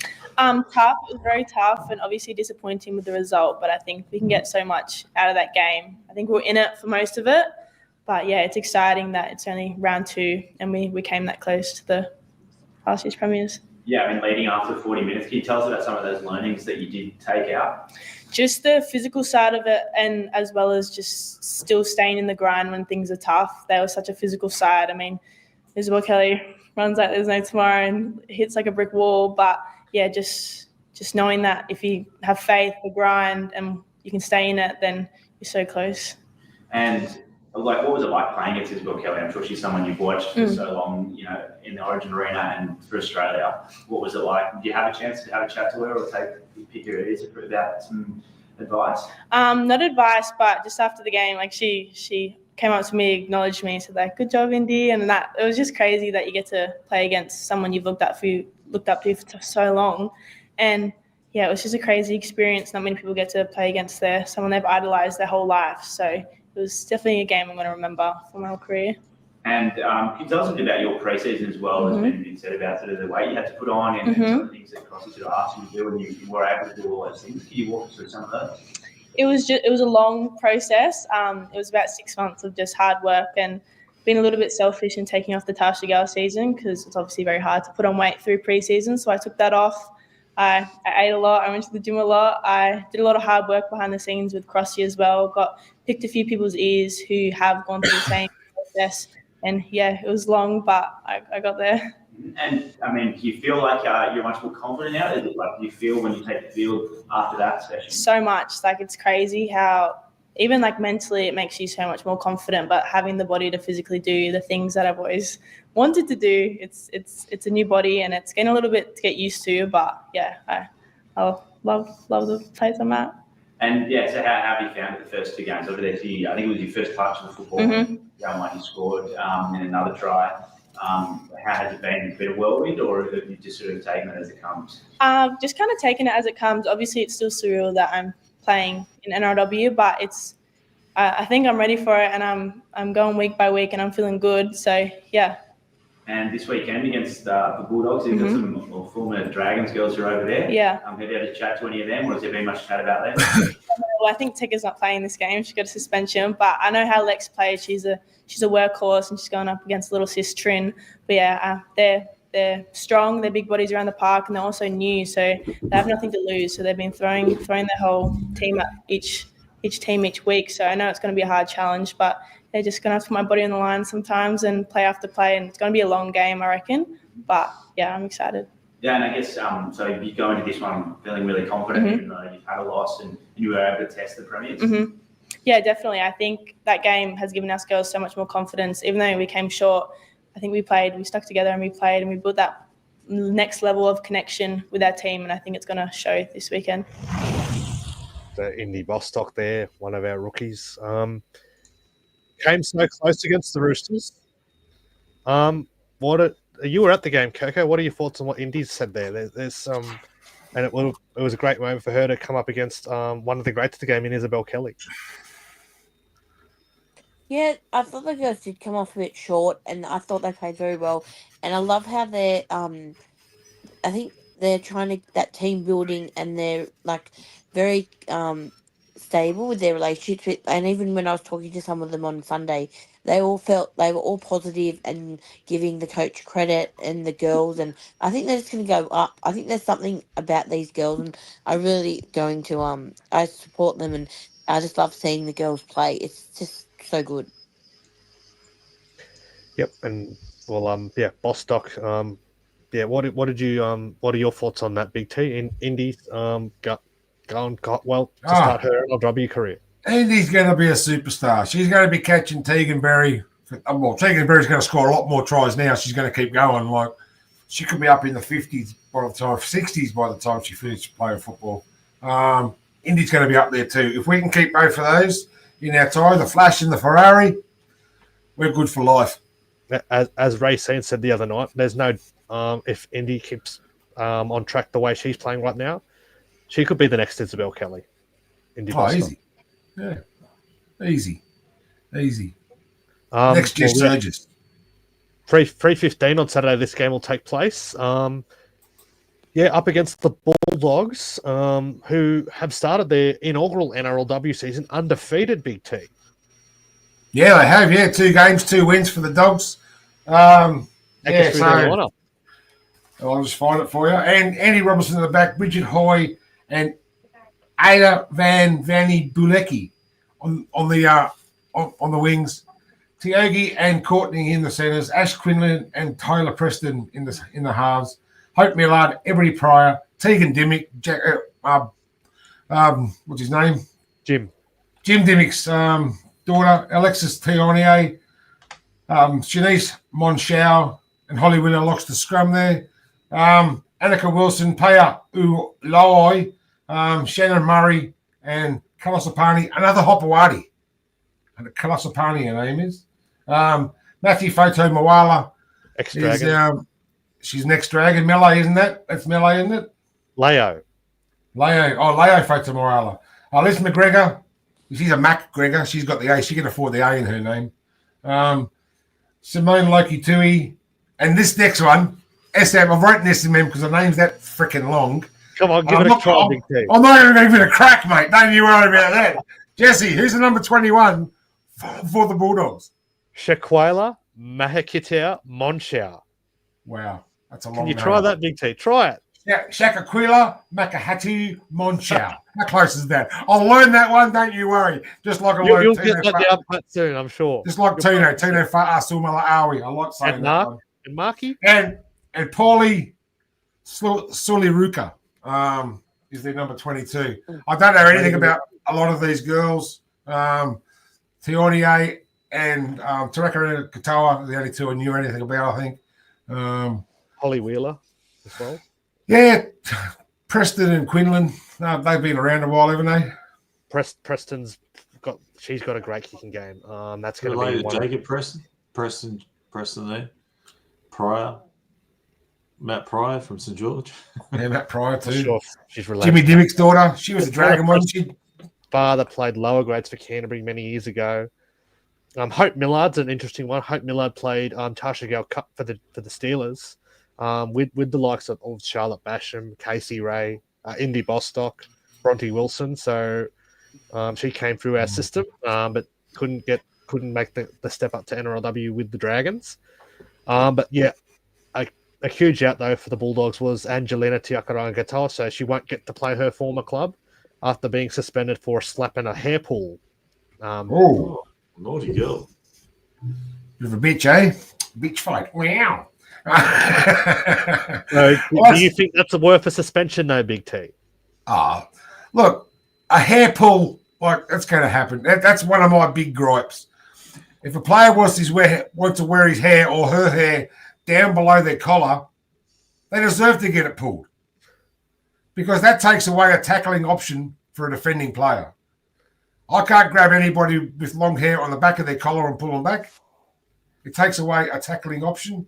I don't like it. But the slap? But a slap and a hair pull, like they're so minor. Yeah, 100%. Like they're so minor. If it had been a full on punch, yeah, that's out of the game. I'm sorry, but a slap. You see bigger slaps in the WWE. It's just getting so soft. I mean, years ago, there used to be a great player called Kerry Hemsley that had long hair. Yeah. You pulled his hair, he'd headbutt you. So What you about want Jeff to pull his hair? Robinson? Well, let's Jeff Robbo from Coco, Canterbury. are you there, Coco? Yes, I'm here. What's your take on that? You're the female on our panel. What do you think of a female slapping another female? Is that a suspension or not? No, because there was 2 against 1, and she was just helping her mate out. I thought it was fucking. I thought it was fucking brilliant. Like, good on her. Like, you know, it was not even. It was a good slap too. I was a slapper once too for the Bullies, so I went snap. So you got to do what you got to do. You know, I don't there care was what no headbutt. It was just slap. footy. I mean, park footy Yeah. or soccer, they get into Yeah. it with each other. And push It's each so other minor, over. so minor, Jess. So minor. Yeah, the boys get way worse. You know. Yeah, but I think if you wear your hair long and it's out, like Jerome Luai does, he wears it out. He wears it out all over himself. Yeah, Like it's from the Put it in a bun. Tie it up. takes- or put it. Do what? it takes away Or make tackling a off. braid. You know, make a braid like the girls do. I do. You know. But the team we want to talk about is the Talk about Dragons. Jack Robson, Big T. He used to have a cigar and a bottle of beer half an hour before the game starts. He did. I watched the Laurie Daly special on Fox the other day. Yeah, And he was talking about Chica and stuff like that. So, a chicken with a smoking. Yeah. well, there's the girls' team. Take us through the Dragons, line. It's unchanged. Okay. Unchanged from last week. You got Tegan Berry at the back. Margot Vella, one of my favourites on the wing with Keely Brown. Bostock and Law. What else can I say about those two? They're great. Casey Ray and Racine McGregor. Maddie Mulhall. Zali Hopkins and Pia Tapsell in the front row. Ella Costa, Basham and Southwell locks the scrum. Maynard Perrin, Nita Maynard Perrin. Sinead Lindell's been dropped from the first grade from the starting side, and Basham's been moved up. Jess, that correct? No, Ella Costa. See, that's the way they ran on last week. Ella was Costa it? started. Yep. But Ingram started ahead of Tapsell last week as well. But she's been Let's named say might be Crossy playing games. Alexis Tauaneai. No, Trinity. I know it's Trinity. I was just testing you. Trinity Tauaneai. Wilson is the 18th man. Hamilton, McGregor, Jamie Lee McGregor, and Millard is at number 22. Yep. And coached by Nathan Cross. Yeah, good old Crossy. 1 from 2. Let's get 2 from 3. Let's go. Come on. What do we think of that? Where do we think we've got to beat the Bulldogs? Obviously, they've got a huge pack. But how big is the loss of Sakaronga Katoa? Like, we know what she did for us last year, Big T. How do you think the loss of her will hurt them? Oh, she's a big player for the team. She leads the team. She leads the team. Millard and Pryor will do a great job, but Big Tecker, they're going to miss her. Coco, the two sisters go head to head. This is the first time they'll ever play against each other. What do you think of sibling rivalries? And Lex and Trinity grew up playing together. Now, for the first time, they'll go up against each other. I'm sure they'll meet at some stage during the game. Oh yeah, I hope they have. You know, like when the Morris twins were back, like when there was an actual fight and they pretended to have a fight. When Jamie just was like, "What's going on?" But it was all a big G up. I hope they do something like that. That'll be funny. I think it's good to have sibling rivalry. It's good because then it's like it makes it interesting for families. Like if you're on different teams, you know. I knew one mum, her son played for the Knights and the other son played for the Dragons, and she had half a Dragon, half a Knights jersey because she didn't want anybody like them to think that she was going for one or the other. I think it's good. I hope they do come in the middle one during the game. It'll be so interesting to see. But they'll know each other's game plan and how their strengths and weaknesses too. So I can't wait to see this. The sisters against each other.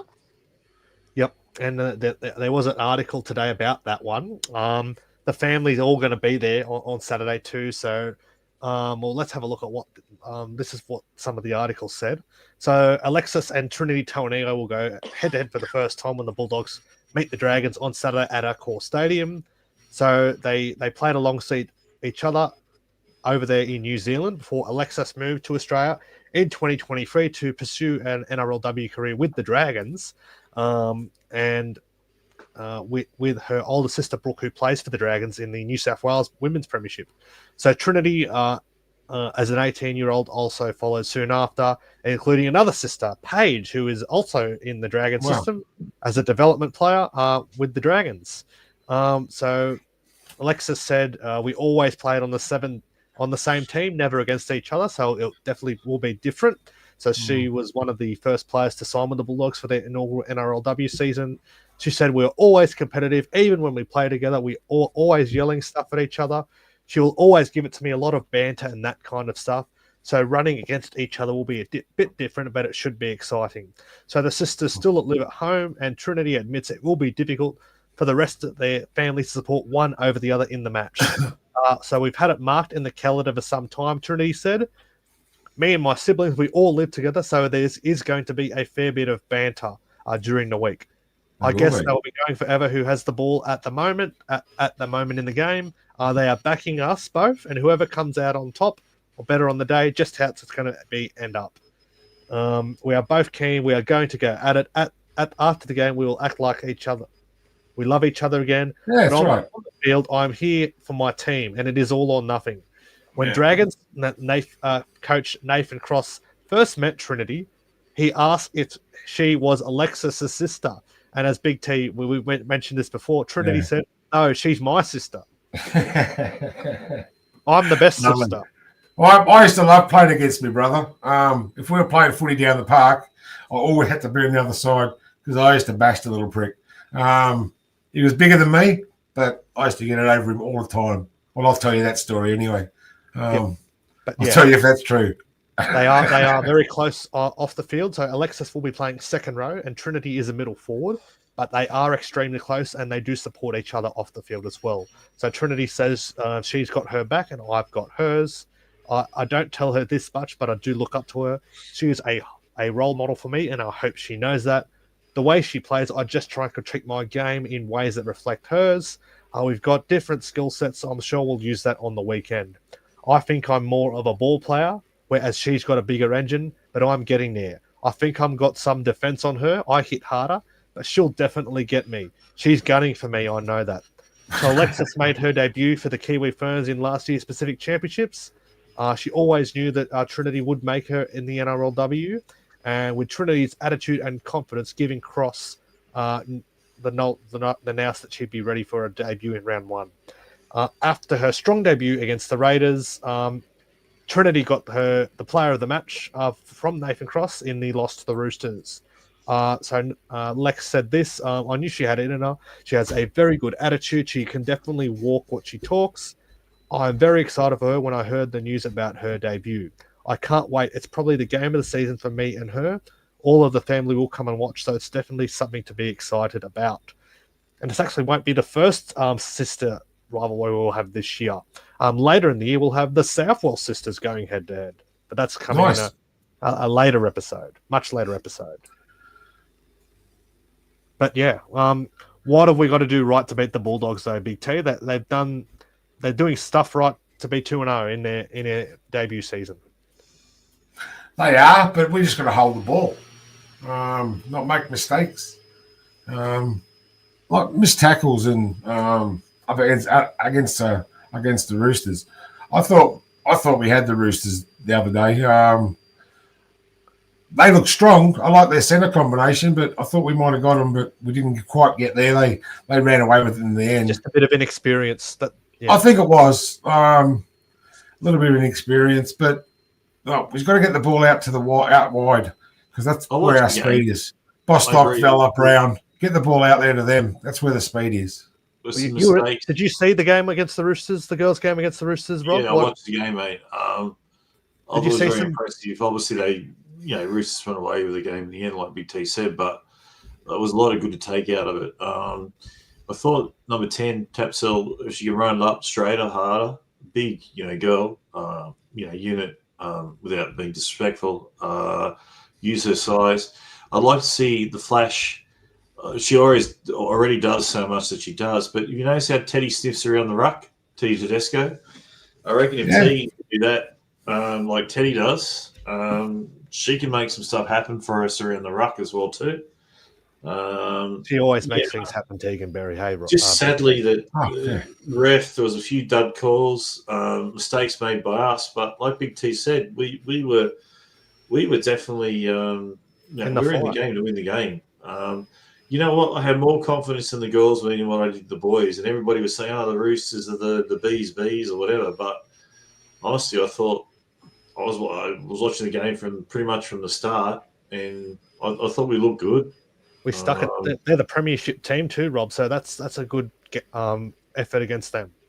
100%. And I think there's something special going on with this team. I think as much as I love Sowie, the new coach, there's just something magic happening with them. And of course the Roosters are the bees, right? Like Penrith were, one premiership where the Roosters are meant to be that domineering team. So we proved we can fight. We can fight the fight with them. You know what I mean? We can go head to head with them. So I think we're going to do a lot better this season than what people maybe think we're going to do.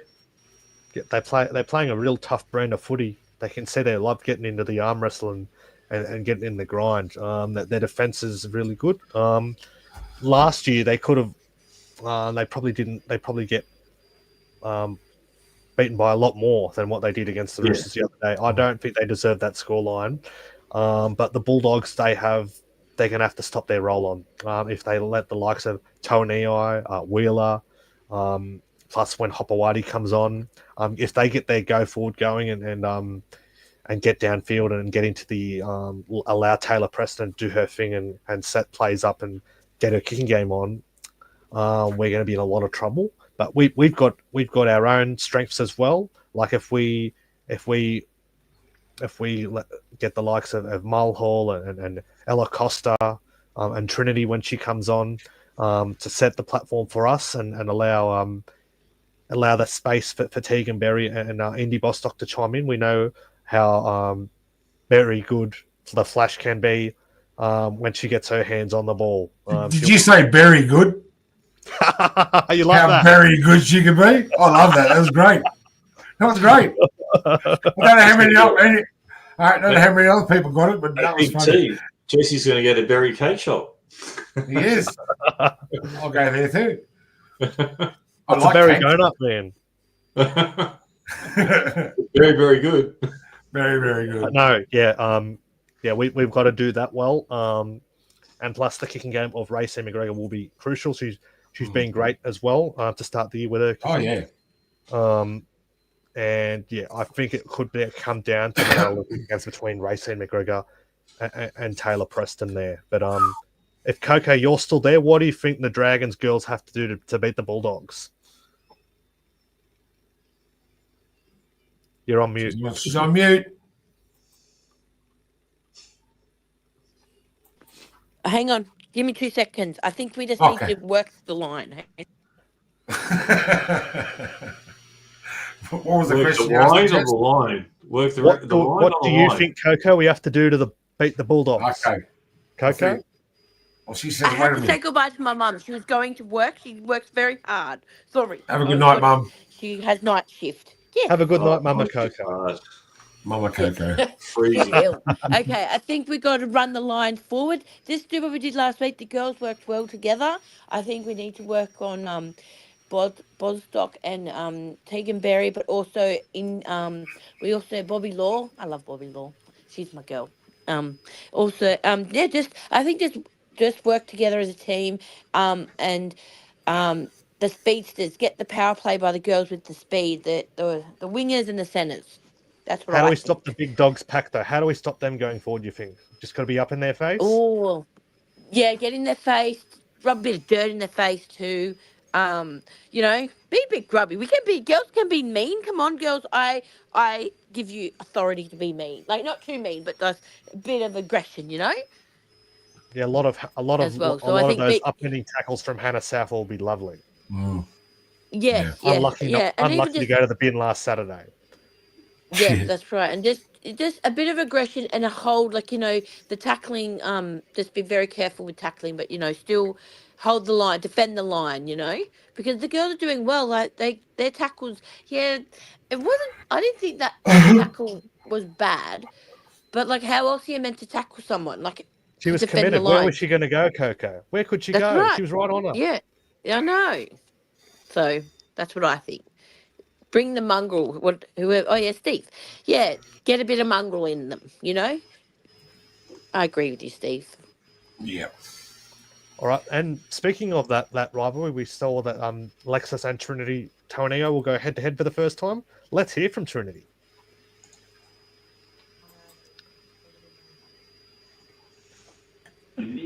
I guess what are the takeaways from the weekend? It's all a bit sort of a tough loss, but I feel like there's a lot of learnings there. Yeah, definitely a lot of learnings, a lot to take away from that game. Our coach had a lot to say with us at full time, and we all know where our improvements are going to come from, and that's what we're going to work on during the week to get to the Bulldogs game. Yeah. Obviously, quite a young side that the Dragons have got at the moment, and you're going up against the reigning Premier. That's always going to be a tough one. Can you tell us what some of those learnings are? Having a young squad it's not a bad thing. Like I've played with most of these girls coming up in Steelers, so I feel like the connection's already there, and we're just going to keep building and getting the combos right. Do you feel like that's helped you come into this side and sort of play well early on and straight away? Yeah, it's definitely given me some confidence knowing that the girls got my back, and yeah. Yeah, and I guess how have you handled the physicality of moving up into the NRLW, and do you feel like you're comfortable yet?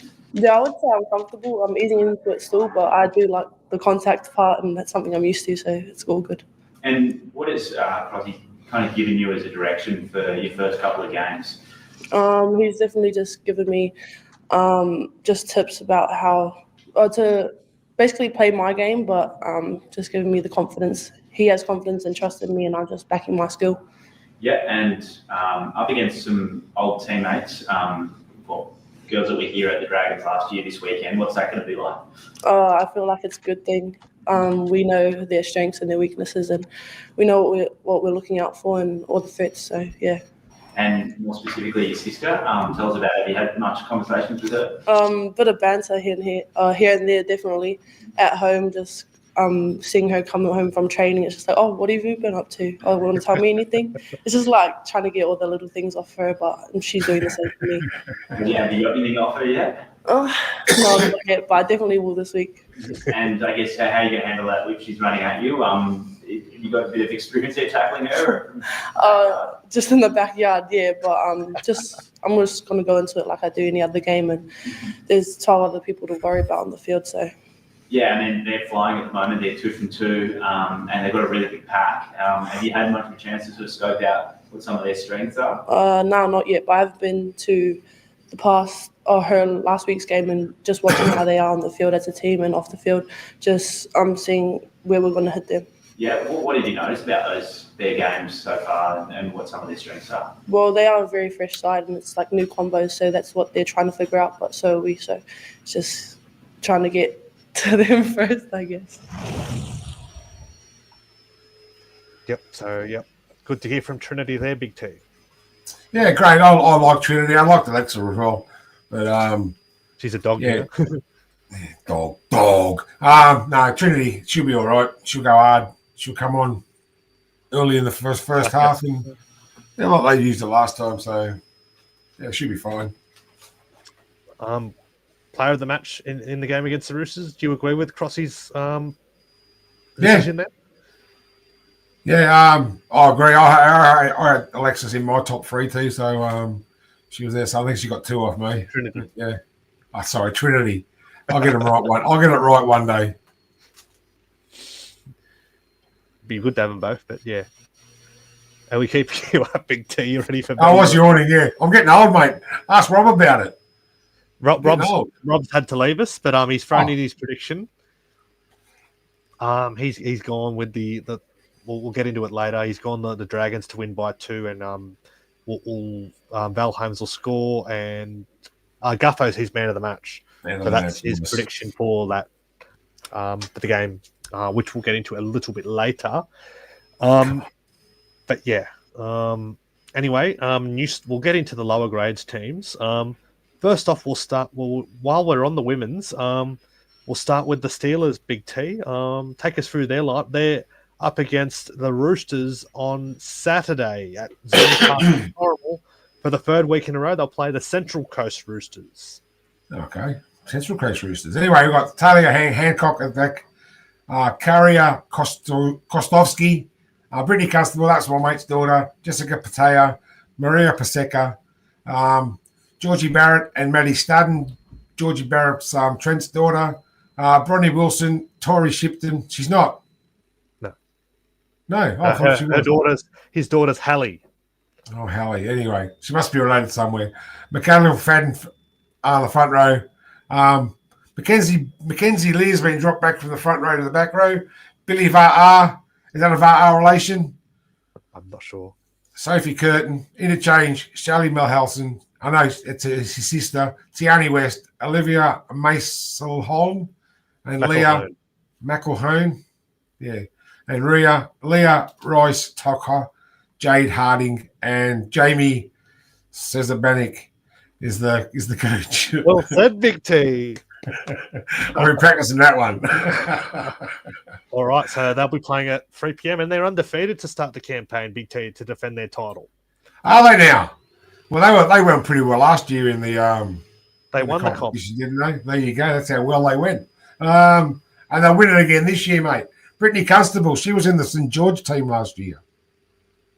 Yes, she was. Yeah, so she's been brought up into the next grade up. So we know all our girls are going back to the St George team this year. Bronte Wilson's in the Steelers team there, so she's gone back to the Steelers this time. All right, must be swapping them around. But yeah, I like to see Brittany run. She's a fast runner. She scores some good tries in the St George team anyway. So this team's a good side. All right, and we got the Dragons. So they're playing at 7 p.m. on Monday night, Coco. They're playing against the Bulldogs at the New South Wales Rugby League Centre of Excellence. Can you take us through the St George Dragons women's team to play this weekend? I cannot see it. You can't see it? All right, well, you have another go, Big T. Oh, my God. Shane Shipton and Alofa Schuster on the wings there with Dana Stevens, Jamie Millard, Manna Harris-Wilson, Madison Lee Kelly, Sienna Stewart, Danae O'Reilly, Bianca Cutrupi, Brianna Wood, Kayla Barlow, Taylor Charman, and Jamie Lee McGregor locks the scrum there. Tanisha Vakai, Grace Hamilton, Laura Cam or Kane? Kane, is it? And Sky Anthony. We've been trying to get Sky on for weeks. It just hasn't worked out. Renee Target is the coach. Yep. Yeah, that will be 7 p.m. at the Centre of Excellence at Homebush. So behind Accor Stadium there. And yeah, the New South Wales Cup, so they'll be taking on the Rabbitohs at Redfern on Saturday at 2 p.m. So Tyler Peckham-Harris at the back, Matt Fionney and Jesse Williams on the wings, Charles Heitke and Hayden Buchanan in the centres. The halves are Jonah Glover and Lachlan Ilias. Up front, it's Loco Pacifica Tonga and Viliami Fafita. The hooker is Connor Mullison. The second rows are Pekka Palangahu and Nick Sugranis. Locking the scrum is Jet Liu. The bench, it's Hayley Finnair and Jacob Webster. Brian Hutchison, one more player to be added to that bench. And the replacement player is Ben Murdoch-Masila. And the coach is Willie Talau. That could be our future pack, Jess. Look at that pack. Yes. What a pack. My God, they're packed full of good players there. Pacifica Tonga, Fafita, Halangahu, Sagranis, even Jet Liu plays in the middle. What a player he is. And Ryan Hutchinson's been signed on a train and trial deal for the next couple of years. He's a front rower. Yeah. All right. Wow. The Jersey Flag team will be also playing the Rabbitohs on Saturday, Big T. Take us through that team.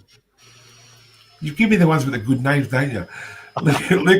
Lucas Baum at the back, Safidi, Judy Junior Safidi. He was going to come to us. Oh, he's at us.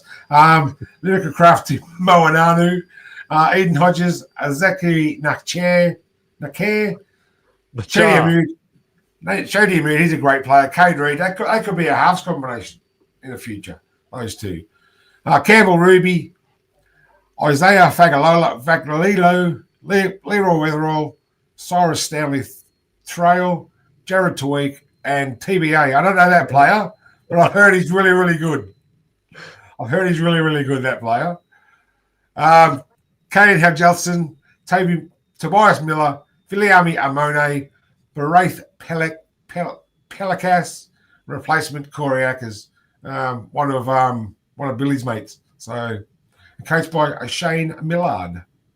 Yep. So that's 11:45 on Saturday morning at old Redfern Oval, an old famous ground in the game.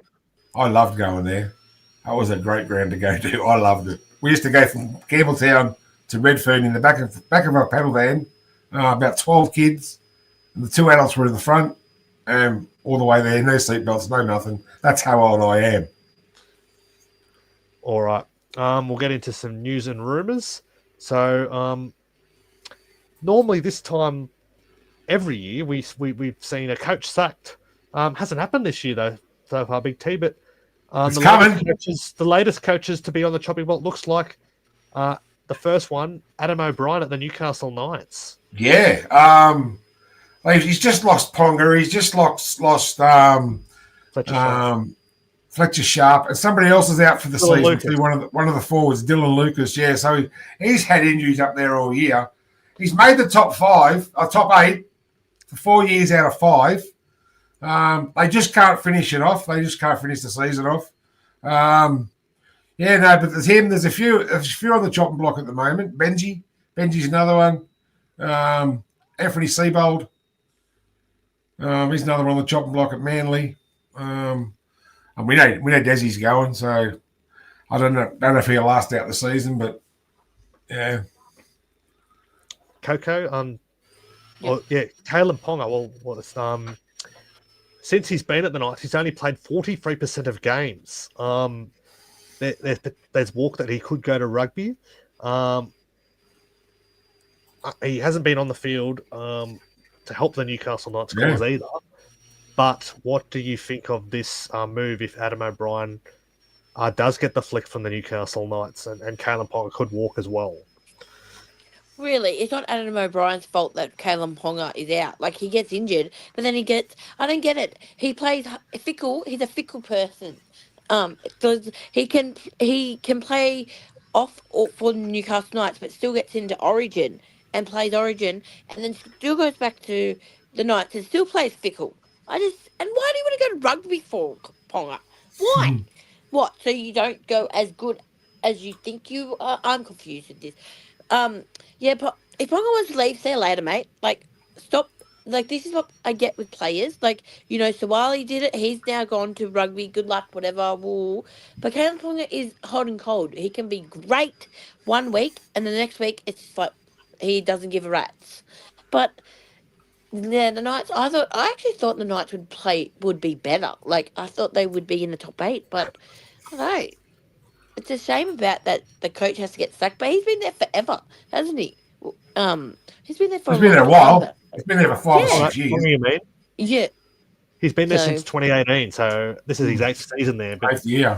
He has.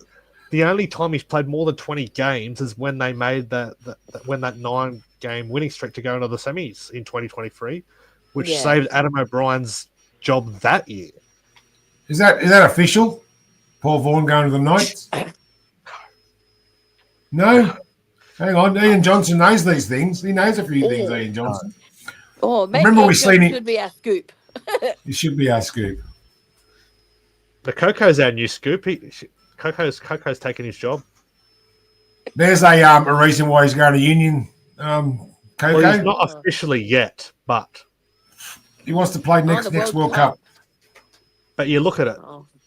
If they have Ponga plus Dylan Brown coming next year, that's 2 players taking a big chunk of their cap, Big T. Huge chunk. They'd be mad not to let him go. What are they saying? He's been playing 43% of the time he's played for the Knights. And they made the semi-finals 5 out of 6 years, so... Yep. Wow. And Skip couldn't be on because he had to work. Desi Hasler looks like he's going to be gone too.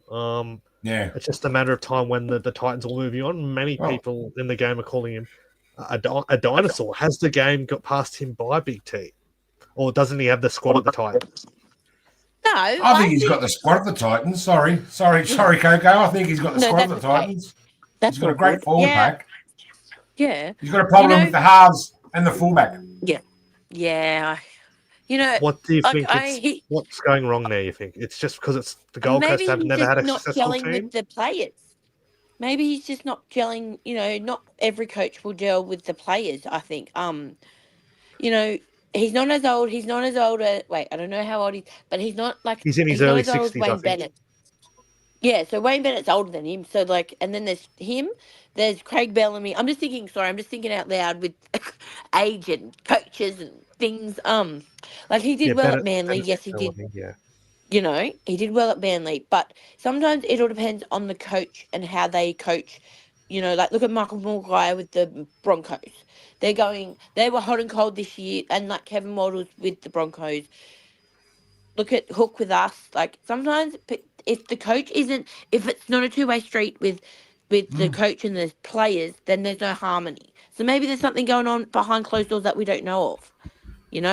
That's all I got to say. That's all I was thinking about. I was just thinking a lot what you were saying. He's not a dinosaur. I just think maybe it's just not working, and that's okay. Next person. You're saying you're a dinosaur, Big T, are you? I'm a dinosaur, but it wasn't what I was going to say. They've got to work. They've got to work quickly, the Titans and the Knights, because there's not many. There's no experienced coaches available. You've got Josh Hannay, who's at the Sharks, isn't he? Josh Hannay. Yes, there's Brad Arthur. Willie Peters over in the UK. And Brad I Arthur. reckon he's going well. Sam Burgess in the UK wants to come back and coach in the NRL. Dean Young wants to be a head coach. He's not going too bad at the Warriors. Warrington Wolves. Brad Arthur's at Hull. No, Leeds. Yeah, so there is a few coaches out there, but they're contracted, and Hannay could walk out of his. If he gets a full-time job, he'll be able to walk out of his job straight away. So, how much of the coaching do you think he's had in that Queensland team? Billy Slater's the head coach, but how much do you think Hannay would have? Do you think Hannay? They're coaches. Billy just walks around talking to players. That's all Billy does. He tells his coaches. He tells his coaches what he wants, and then those coaches go out and do what he wants.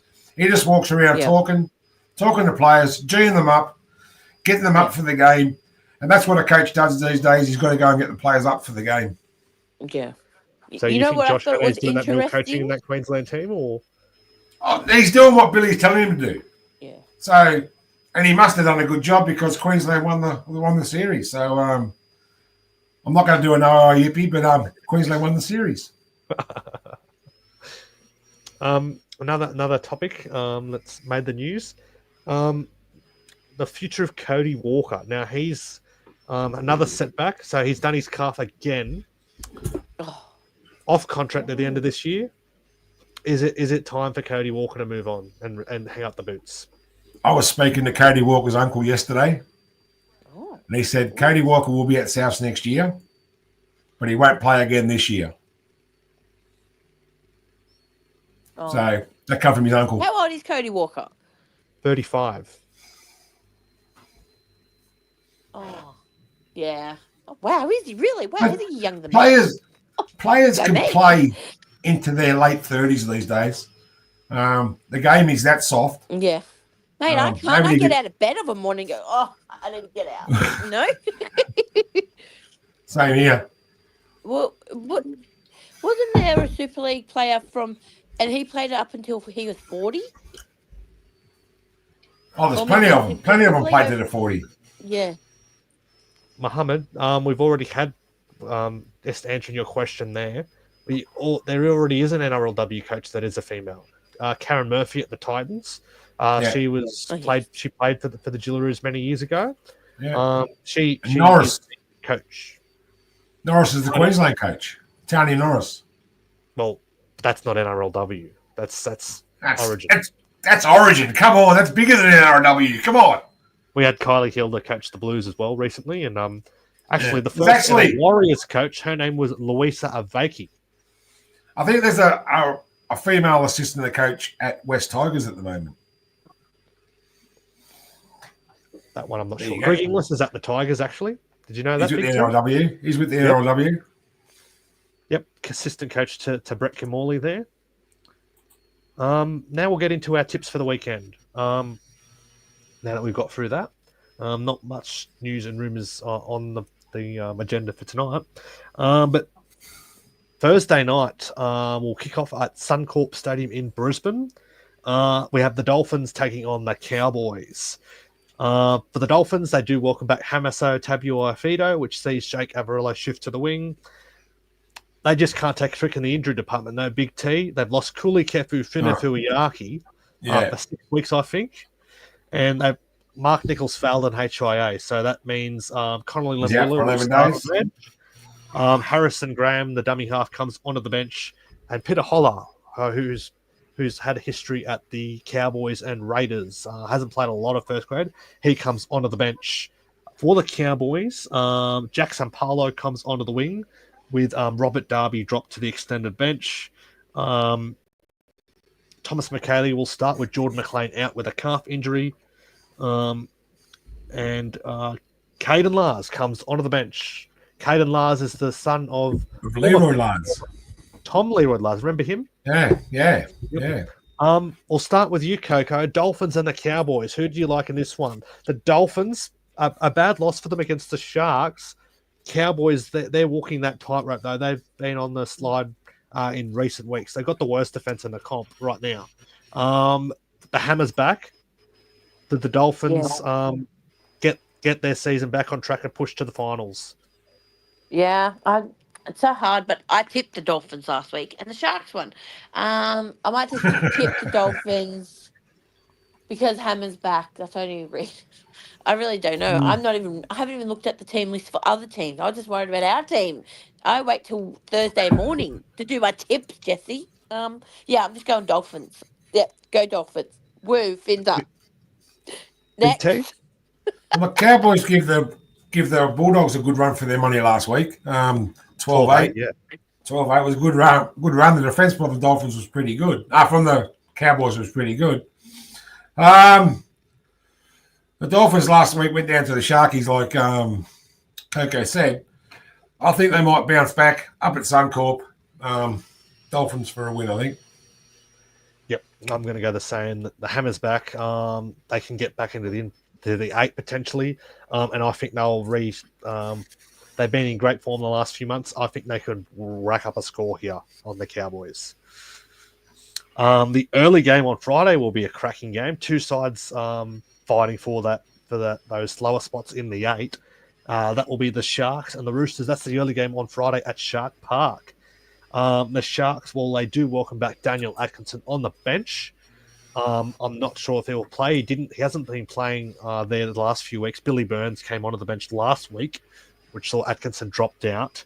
So that's the only change they've made. The Roosters, Hugo Savala has broken his wrist in that game against us. So the veteran Chad Townsend earns a recall. He'll play 5/8.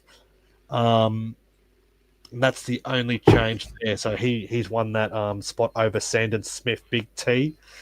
Yeah. Who do you like in this one? Both teams had wins last week, but who do you fancy more in this one at Shark Park? I fancy Sandon Smith to be Dragons halfback next year. That's what I fancy. He's the only one out there. Shark Park, they haven't been the team they used to be at Shark Park. I think before they won a game, they lost the last 4. So, and the Roosters, who knows with them? I'm going to toss a coin on this one and go Sharks, I think, at home. What do you think of this one, Coco? Sharks or the Roosters? We're talking to a brick wall. Coco? No, go on. You guys, yes. Coco said she didn't know anything about the other game, so I think she'll go the Sharks. I'm going to go with the Roosters. I like what they're doing. I think they can They've got more points on them than the Sharks do, and I think they'll win this one in a tight one. The 8 o'clock game on Friday will be out at Combank Stadium. The Panthers taking on the Rabbitohs. The Panthers, they do welcome back Dylan Edwards. Paul Alamotti comes in he's played on the weekend, but he stays in the team with Isaac Tango suspended for a hip drop. Nathan Cleary, Isaiah rested Big T. So Braze Talungi and Brad Schneider will again start in the halves.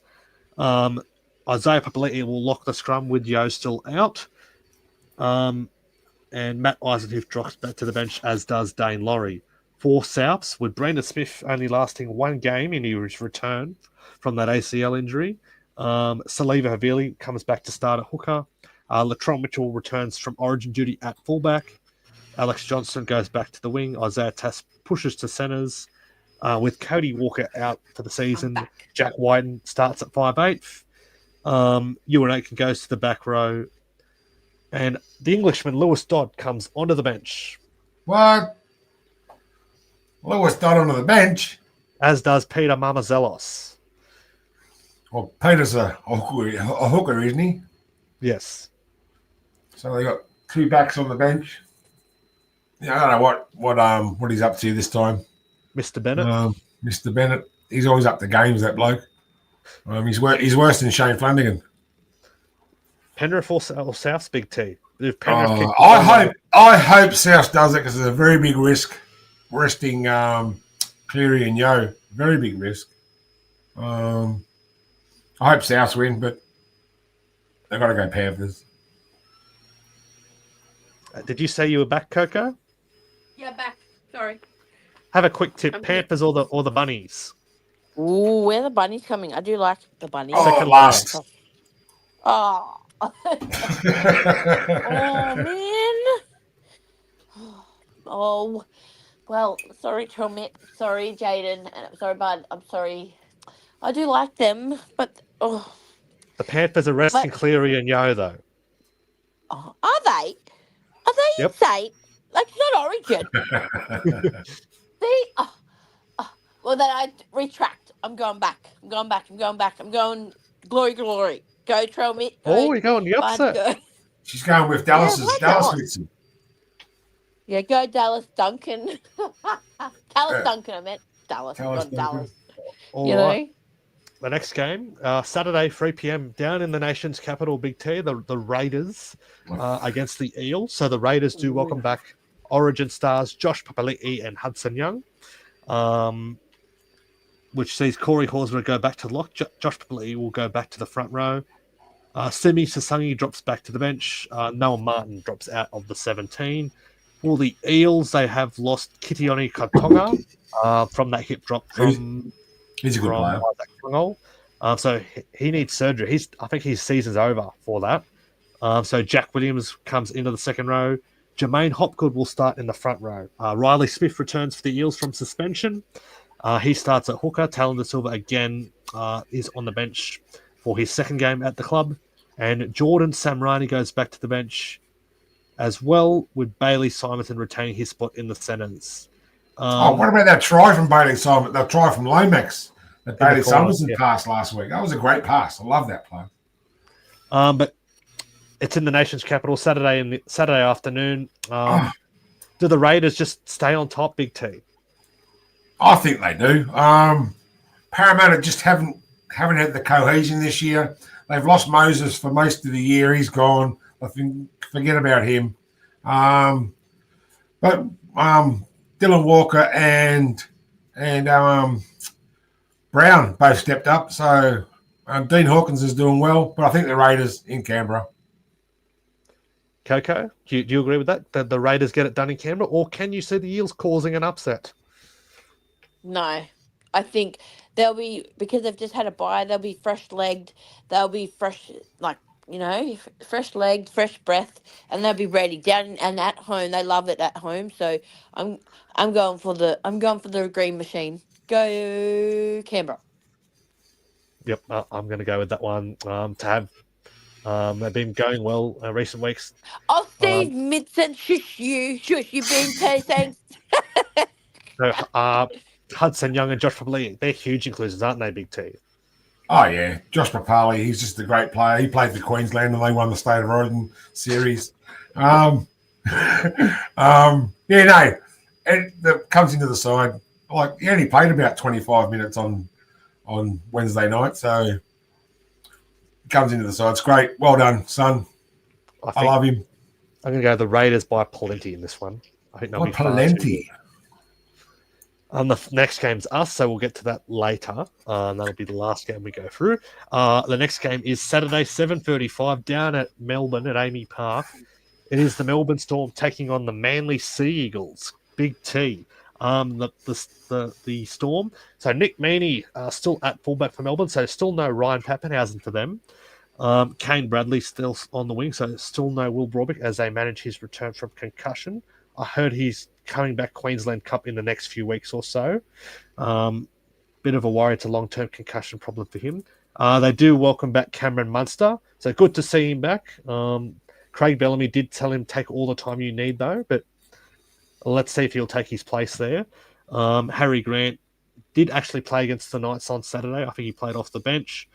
Tui Kamika is onto the bench there, and Atuvalu Lasardi, Tyron Wishart goes back to the bench. And Tui Kamika has been told by the Melbourne Storm he can go at the end of this year. For Manly, looks like they are unchanged from their game a couple of weeks ago. It looks like they're relatively unchanged there. But down in Melbourne, you can't go against Melbourne, I don't think. Not down there. No. Manly had a win against Souths in their last outing, but they weren't impressive. Souths. They beat Souths. Come on. Let's move on from that game. Melbourne by plenty, Big T? Melbourne.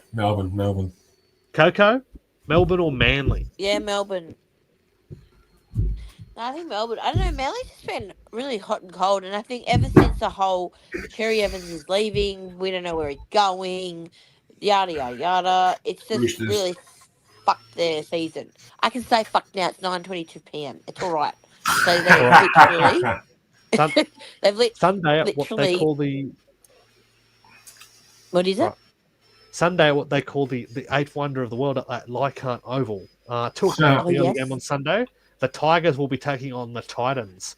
Now, an interesting for the Tigers, Taylor May will make his debut for the Tigers. He comes into the centres. No way. That sees Adam Dewey move to lock. And Alex Seyfarth comes in for the injured Samuel Afonu on an edge. And that's it. That's the only changes for the Tigers. For the Titans, unchanged lineup from their loss to the Broncos on Sunday night, Big T. Tigers, can they get it done at home? It's the battle of the basement. The Tigers are on 16 points. The Titans are on 14 points. So it's a battle of the bottom four. Anything could happen. Tino could have a good game. If he doesn't, the Dragons should target him as well. Sandon Smith and Tino, bring them to the club. Tigers at Leichhardt, I think they'll be too strong. Only just, though. It'll only be a 16-14, 18-16 game, I reckon. Coco, who do you like, the Tigers or the Titans? Well, they're both not really great, and like May's in there. Like, I don't like him. He's an egg. Like, he's an idiot, actually. I can't believe he's actually there.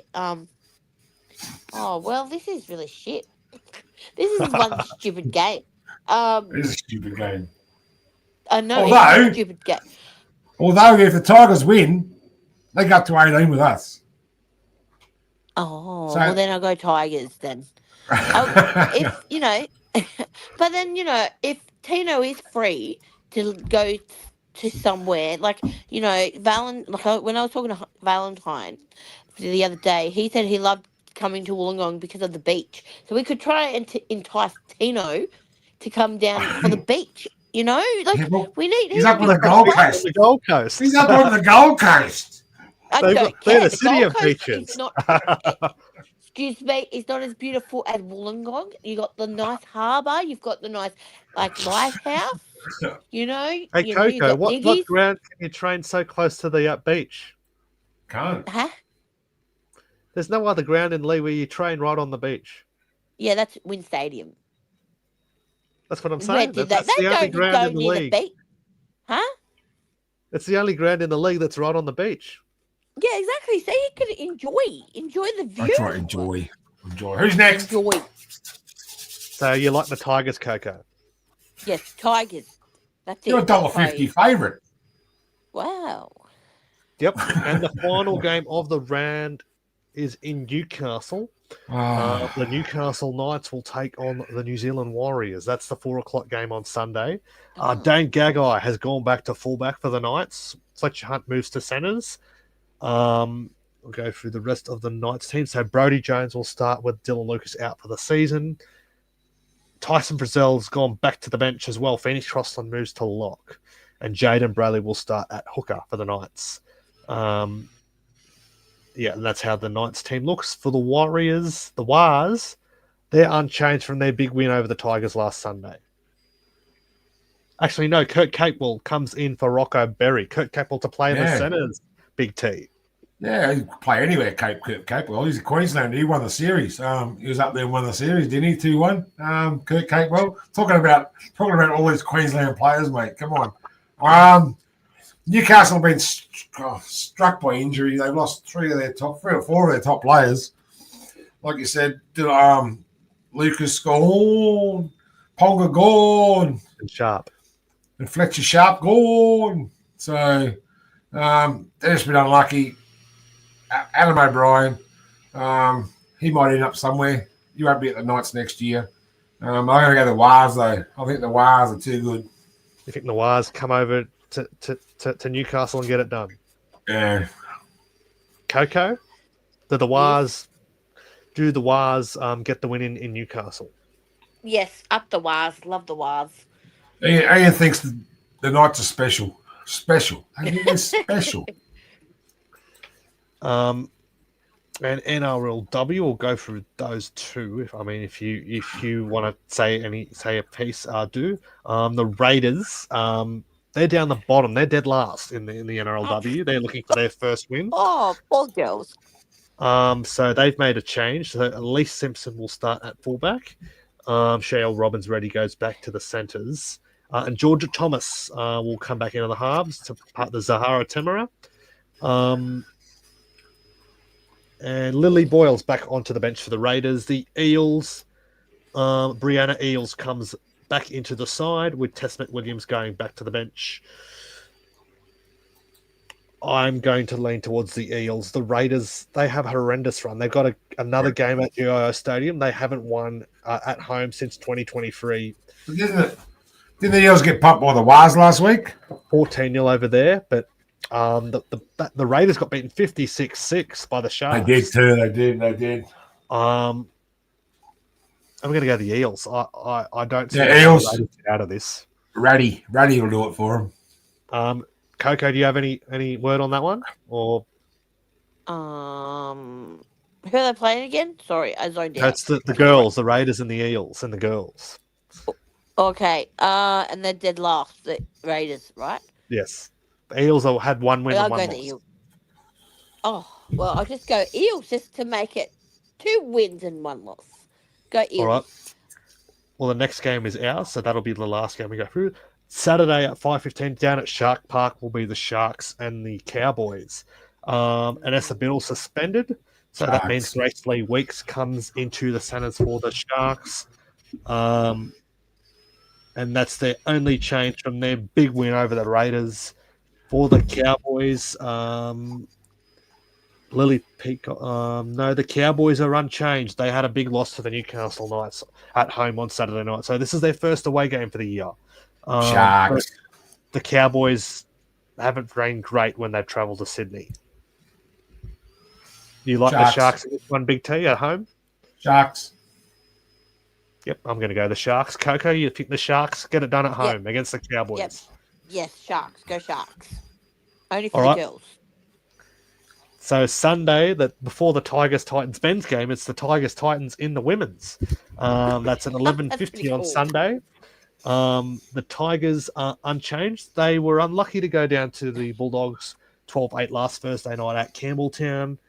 For the Titans, they do welcome back superstar Jamie Chapman at the back. Serena Masanga is the new face into the centres. Canadian international, well done. The first Canadian to play in the NRLW, Megan Paculis, made her NRLW debut last Sunday night. So a Canadian in the NRLW, Big T. Nice. They're coming from all over the world now. Rugby league is getting that big. In Canada, they play rugby league, and then they played in the English Super League for 1 year, and that was the COVID year. Yes. Yeah. In the men's, they played in the what are they called? Toronto Wolfpack. They played over in the English Super League. So a lot of players come from all over the world. Yep. Anyway, the Titans, Dakota Thompson did play fullback with Jamie Chapman injured last week, so she goes back to the bench, and Samoan international Jasmine Soliel comes in on an edge with Sienna Lafipo out for a couple of weeks with an injury. Yeah. Tigers haven't been far away. I'm going to go with the Tigers at Leichhardt. I think at Leichhardt, the Tigers. Titans have been disappointing. Noddy's got the girls working well down there, so Kezzy Apps does a job every Still week. Playing very well at her age. Yeah. Tigers at Leichhardt. Yep, I'm going to go with the Tigers. Coco, you think the Tigers get it done in the girls or the Titans? Yeah, Tigers. Yep, go Tigers. The next game could be the grand final preview. The Broncos and the Roosters, the two top teams right now. The Broncos, they have lost rookie Regan Hicks. She's out for a dangerous tackle. So Tafito Lafe comes back onto the bench for the Broncos. And Lauren Dam also comes onto the bench. For the Roosters, so they Logan Fletcher, who debuted and scored a try against the Dragons last Saturday. She drops out with Tana Navidi back from concussion. Logan Fletcher goes out of the squad altogether. And Eliza Lopamau comes onto the bench for the Roosters ahead of Tanisha Gray, who drops back to the extended squad. This is a very hard game to tip, Big T. Both teams in sparkling form. Also, I agree with Steve there. Spaniards open the kebab shop in Warrawong. Dragon supporters, get down there, support them. Good on you, boys. I'll have a free kebab next time I'm there.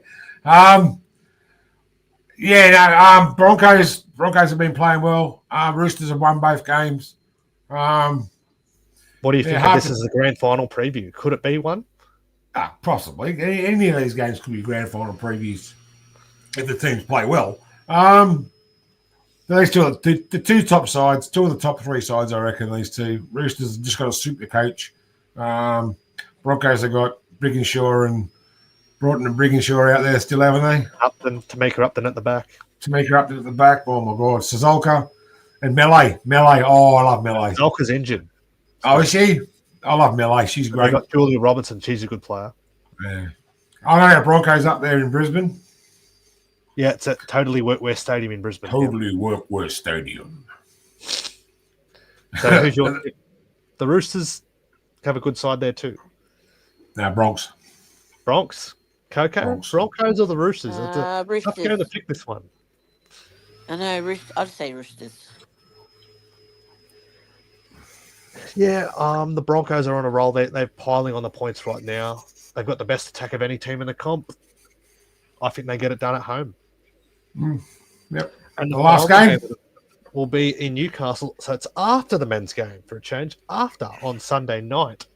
The Knights taking on the Warriors. The Knights, they're unchanged. They had their first win for the season. They beat the Cowboys 26-6 up there in Townsville last Saturday night.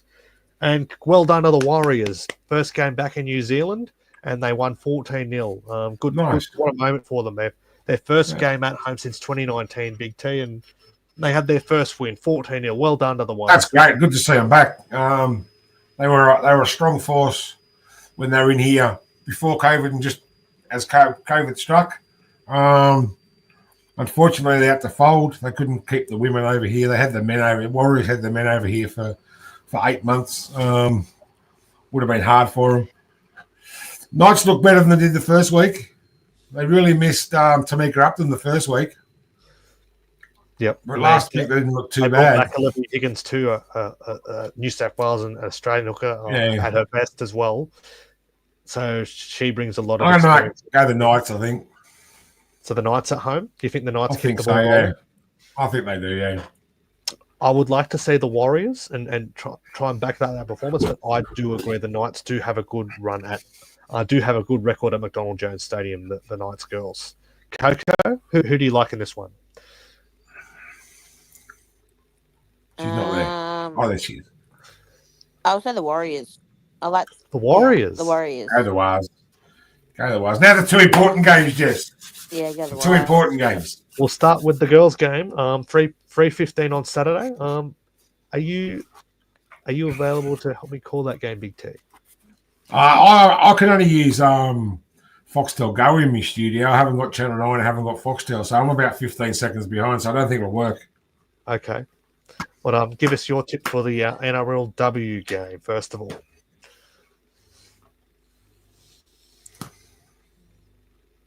You talking to me? Big T? Oh, sorry, mate. Sorry. For the girls, I'm going to go the Dragons are going to win for sure. Only win by 4, though. It's going to be a close game. And they're going to score through Vella and Berry, I think. Vella and Belly will score tries because they're both very, very good. I like that. I like what you did there. You're funny too. Coco, the girls' game. What's your thoughts on that one? Do we win this one? We're going to win, yes, by 4. I'm going to say by 4. I would like...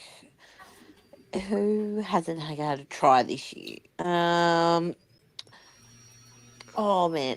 Give me a name, Jesse. I've run out of... Who hasn't got a try? Yeah. Sinead Lindell. Bobby Law. Yeah, maybe Lindell. I think maybe any time would be Lindell. Ella Costa. Thank you very much. My brain is... Yeah, Ella Costa too. Yeah. Yep, those two. I think those two. I'm going to manifest them to score. And what do we win by, the girls? What are the girls win by? 4. So you're same as me. Agree. 4. Oh, yes, I'm sorry. going to go the Dragons I'm by... zoning a bit out, guys. I've got work in the morning, so I'm very sorry. I'm just... All good. We're nearly there. Almost done. I'm going to go the Dragons by 6 in the NRLW. Oh, 6. I'm going to go with Casey Ray to get a try. Nice. And Tegan Berry. When is there a game that she doesn't score Big T? She's got to try every game.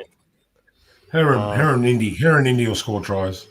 Yeah. I think, but it'll be a tough game, especially against that big pack.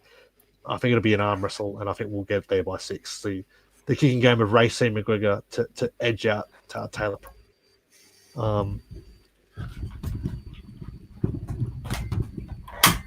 That's Dragons by 6. NRL Coco, up to you. Oh, okay. I think it's going to be like a close. Or I'm going to say I always say the Dragons because I think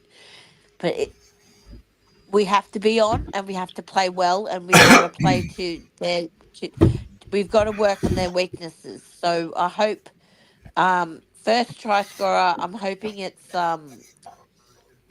King Tongia. And Holmes anytime. And do the Dragons win? Yes, but oh gosh. I think by 2. I don't really know. It's really hard with the doggies and by 2. I'm gonna go the Dragons. That's a tough, real tough game. We haven't had good history against the Dogs. Yeah. I was actually thinking of going to this game, but we know how we've had those stories about dog supporters. Big T. I don't want to go to a game where I'm fearing for my safety. I'm gonna go with the I'm sorry. I just You don't have to fear for your safety, Jess. You know, I was at the game once and I was myself, and this man, this big man, like he was like, and he turned around and he said to me, "You." I went, "Yes."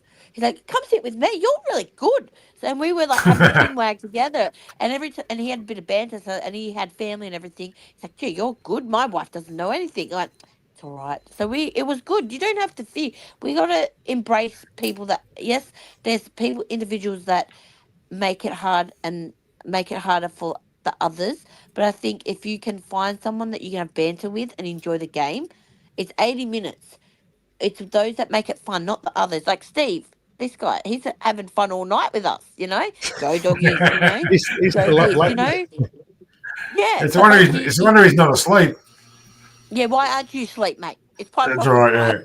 You got to Go work like, you tomorrow. know, you should be He's able to go everywhere. to a game and feel and the need to support your team. Yeah. You know? It happens at every It's- game. You do get it at every game. But I'm going to It does, go to especially the I'm Sharks sorry. game. It's the I'm worst going to go Sharks. I'm going to go the Dogs by 8. I just think they've got way too much to play for. I think they'll be. You too have to strong. be positive, Jess. We'll Have be to be competitive, positive. but we Who's just. going to score? Yeah, who's going to I'm score? going to go. I'm going to go with Val Holmes. Val Holmes will going to try at any stage of the game. Nice. They're going to win by 8, you reckon?